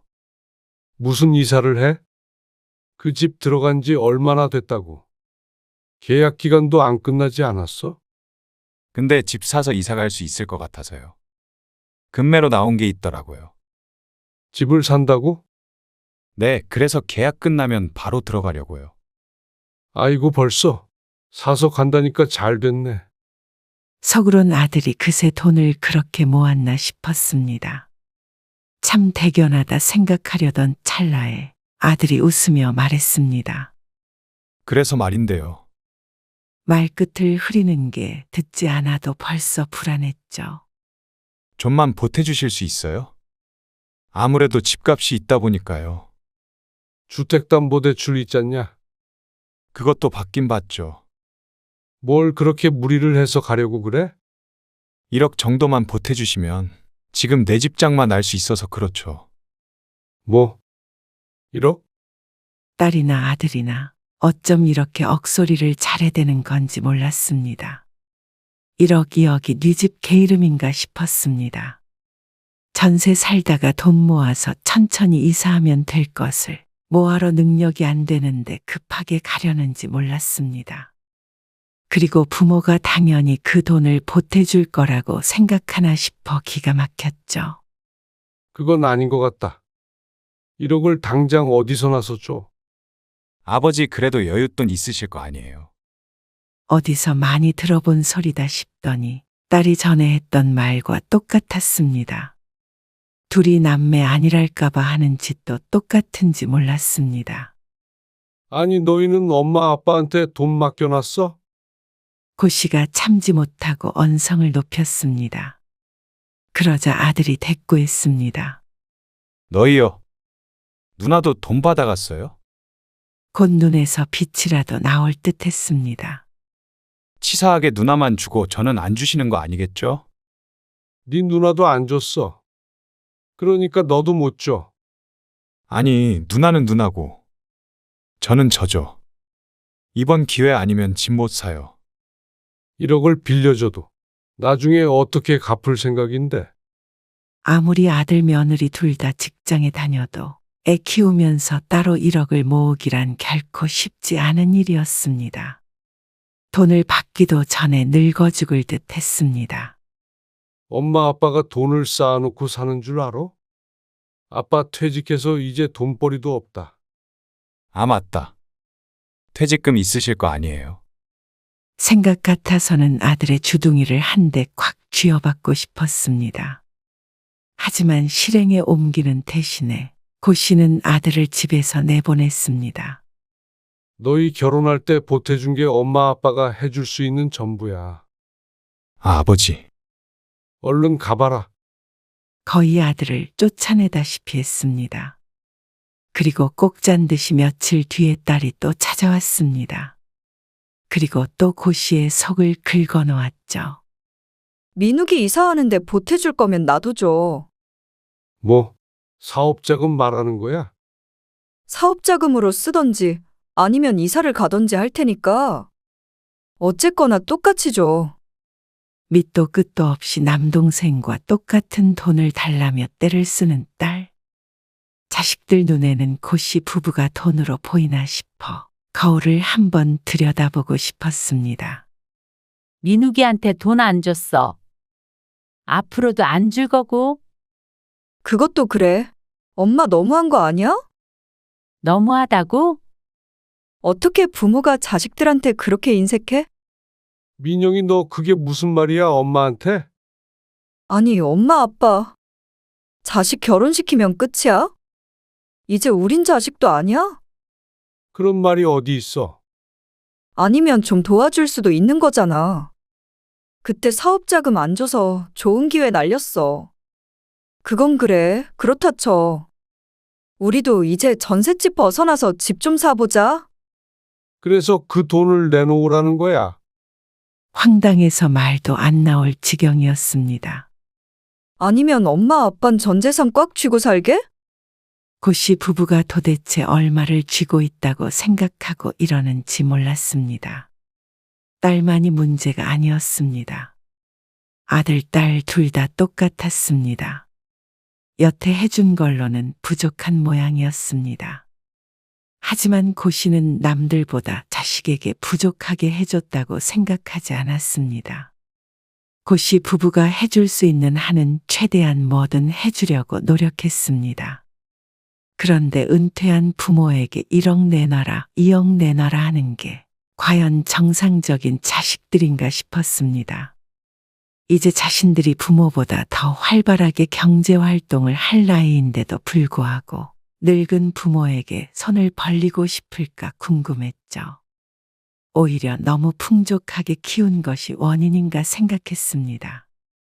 고씨 부부가 대단한 자산가는 아니었지만 둘 다 안정적으로 일했고 평생 가정만 돌보며 살았기에 자식들은 결핍을 모르고 살았습니다. 그래서 성인이 되어서 필연적으로 느끼게 되는 결핍을 견딜 수가 없는 것이었죠. 언젠가 어디서 들은 말이 있었습니다. 안 주면 맞아 죽고, 밥만 주면 시달려 죽고, 다 주면 굶어 죽는다. 그 말이 딱 맞는 것 같았습니다.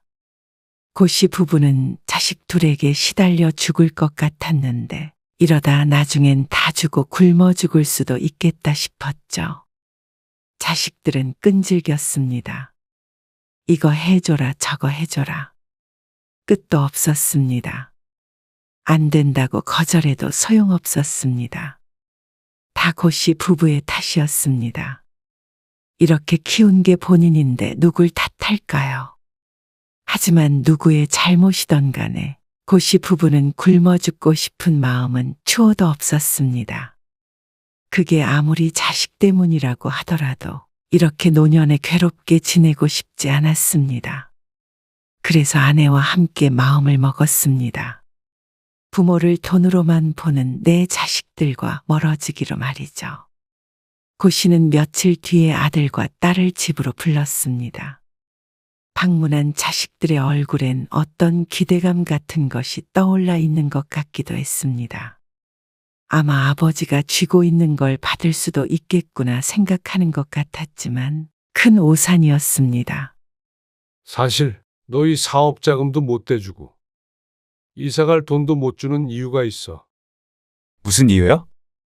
두 자식은 어리둥절한 표정을 지었습니다.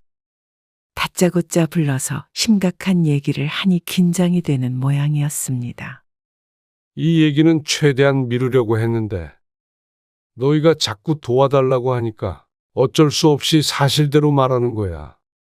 뭔데 그러세요? 사실 엄마 아빠가 돈이 하나도 없어. 그게 무슨 소리예요? 말 그대로야. 앞으로 먹고 살기에도 막막해서 너희 도와줄 여력이 안 된다는 말이야. 아니, 이 집도 있고, 여태 모아두신 것도 있을 거고, 퇴직금도 있고, 또 아버지 주식도 하셨잖아요. 아들은 어쩐지 횡설수설하는 느낌으로 물었습니다. 맞아. 농담하는 거지? 이런 걸로 왜 농담을 해? 그래서 엄마 아빠가 사는 게 아니야, 요즘에. 아니, 어쩌다가 그렇게 됐는데요. 주식으로 다 날렸다. 뭐라고요? 직장도 이제는 안 다니지. 모아둔 돈은 다 까먹었지. 남은 건 이 집뿐인데. 이 집도 대출 받았어. 메꿀 돈이 있어서. 아니, 이게 무슨... 아들도 딸도 충격이 큰 듯 얼른 대꾸를 하지 못했습니다. 고씨는 이에 멈추지 않고 말을 이었습니다. 문제는 앞으로야. 땡전 한 푼 없이 대출 있는 집 한 채만 가지고 어떻게 사냐? 대출 이자도 제대로 낼까 모르겠다. 아들, 딸의 얼굴이 흑빛이 되었습니다. 너희 뒷바라지하고 결혼시키고 하느라 엄마 아빠는 이제 돈 없다. 노후 준비도 하나도 안 되어 있으니까 너희가 오히려 도와줘야 해. 도와주다니? 우리가 엄마 아빠를? 그래. 다음 달부터는 너희가 엄마 아빠 생활비 좀 보태줘. 아빠도 할 일 좀 찾아보긴 할 텐데. 이 나이에 또 무슨 일을 구하겠냐? 경악스런 자식들의 얼굴을 보고도 거짓말이 술술 나왔습니다. 어디 기사 보니까 은퇴 후에 노부부가 살아가려면 매달 최소 300만 원 정도는 필요하다고 하더라. 그래서 그걸 저희 보고 다 대라고요? 아니, 그게 말이 돼? 고 씨는 딸의 말을 못 들었다는 듯이 웃으며 말했습니다. 그래도 자식이 둘이라 다행이야. 젊었을 때 투자를 해놓으니까 든든하네. 아니요, 아버지. 잠시만요. 아들이 다급하게 고 씨의 말을 끊었습니다. 그건 잠시만요. 누나는 모르겠는데 저희는 아직 그럴 준비가 안 됐어요. 오죽했으면 아버지한테 손 벌렸겠어요. 준비할 게 뭐가 있어? 그래도 집 사서 이사 가려고 생각했던 거면 어느 정도 여유는 있었던 거 아니냐. 아빠, 나도 당장 150만 원씩 주긴 힘들어. 내 월급이 얼만데. 그러면 엄마 아빠 길에 나앉아? 아니, 나앉는 게 아니고 너무 갑작스럽잖아요. 너희한테 최대한 말 안 하려고 했는데 하도 돈돈 하길래 어쩔 수 없었어. 그래도 이렇게 털어놓으니까 속이 다 후련하네. 반면에 자식들은 고구마를 10개를 삼킨 듯 목이 메어 보였습니다. 어서들 가봐. 엄마 아빠 사정 알았으니까 집에 가서도 상해 잘 해보고. 그렇게 아들, 딸은 어버버 하는 사이에 고 씨의 현관문을 넘었습니다. 고 씨와 아내만이 비밀스러운 눈빛을 교환했죠. 그리고 얼마 뒤부터 자식들과 연락이 잘 닿지를 않았습니다. 등기부 등본 떼봤겠지? 그러니까 전화를 안 받지. 사실 고 씨 부부는 딸과 아들을 부르기 전에 정말로 대출을 받았습니다. 고스란히 고 씨의 통장에 그 돈은 있었지만 아들네 보라고 미리 준비한 것이었죠. 등기를 받다면 거기에 적힌 근저당을 보았을 것이었습니다. 고 씨의 말이 사실이라 생각한 자식들은 식겁할 수밖에 없었습니다. 왜 이렇게 통화가 힘들어? 아, 바빴어. 강서방이랑 한번 와. 강서방? 왜? 같이 밥 먹은 지도 오래됐으니까 한번 보려고 하지. 강서방 바쁘니까. 그럼 엄마 아빠가 그리로 가고 아빠가 강서방한테 직접 전화할까? 아니야. 이번 주에 그럼 한번 갈게. 그렇게 부른 딸 부부는 어쩐지 식사 자리가 불편해 보였습니다. 사위도 자꾸만 딸을 힐끔거렸고 말이죠. 예전에 사업자금 그거 못 대줘서 서운했지. 네, 아닙니다. 장인어른, 사돈은 잘 계시지? 아, 네. 그럼요. 너희들 어깨가 참 무겁다. 네, 그래도 이렇게 아들 잘 키웠으니까 사돈도 든든하시겠지. 노후는 아들이 책임져 줄 테니까. 거기에 우리도 좀 부탁해. 그러자 사위도 사색이 되었습니다. 그리고 얼마 뒤에 고 씨는 딸과 아들에게 이제 슬슬 생활비를 달라고 했습니다. 그러자 150만 원이나 되는 돈을 줄 리가 없었습니다. 아버지, 이건 아닌 것 같아요. 아직 젊은데 다시 버시면 되죠. 저희도 힘들어요. 요즘 사업도 잘 안 된다고 그러고. 딸과 아들이 함께 찾아와서 생활비는 주지 못하겠다고 했습니다. 엄마 아빠가 어디 가서 돈을 벌어? 금액이 너무 크냐? 그러면 우리가 민욱이네 집에 들어가서 사는 건 어떠냐? 네? 집이야 대출 있어도 팔면 그래도 얼마라도 남을 거고. 너희 집에서 살면서 먹고 자고 하면 생활비는 한 100만 원만 있어도 될 거 아니야. 그걸 민영이가 주면 되지. 아빠, 100만 원도 힘들다니까. 저희 집에서 두 분이서 사신다고요? 말이 돼요? 그게 부담스러우면 엄마 아빠 따로따로 민영이 집, 민욱이 집에서 살까? 한 사람씩 맡을래? 아니, 그게 무슨 경우야? 그런 사람들이 어디 있어요? 아니, 노후 대책도 없이 그렇게 태평하게 산 거야, 여태? 60 넘어서 주식으로 망하는 게 말이나 돼요? 60 넘은 부모에게 손 벌렸던 과거는 이미 잊은 듯 노후 대책이 어쩌고 하면서 화내는 자식들을 보니 실소가 나왔습니다. 어쩌면 빈말로라도 부모 걱정하는 자식이 하나도 없는지 몰랐습니다. 혹시라도 늙은 부모 부양해야 할까봐 불에 데인 듯한 반응을 보이는 자식들을 보기 씁쓸했죠. 고 씨는 그제서야 깨달았습니다. 내가 가진 걸 자식에게 필요 이상으로 쏟아붓는 건 부모 자식 관계에 결코 긍정적인 영향이 없다는 걸 말이죠. 자식들은 알아서 떨어져 나갔습니다. 모시는 게 아니라 연락도 자주 하지 않게 되었습니다. 이렇게 고 씨 부부가 연락을 끊어주길 바라는 듯 했죠.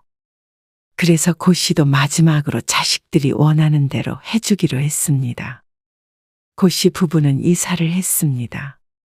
평수는 좀 더 작지만 대신 깔끔하고 위치도 좋은 곳이었습니다.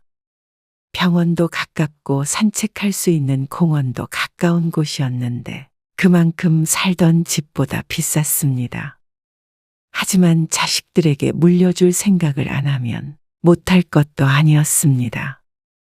아들의 말처럼 모아둔 돈도 있었고 주식으로 큰 돈은 아니어도 용돈 벌이 정도는 충분히 하고 살았습니다. 그러니 노후에는 서로만 생각하고 살자 싶었습니다. 먹고 싶은 거 먹고 더 이상 아끼지 말고 좀 더 편하게 말이죠. 자식들에게 나중에 물려줄 걸 생각하고 사니 늘 부족한 것 같았지만 가진 거 다 쓰고 죽자고 생각하자 생활이 무척 풍요로워졌죠. 통장 잔고를 영원으로 만들고 갈 수는 없겠지만 적어도 자식 생각 안 하고 노후를 보내기로 마음먹었습니다.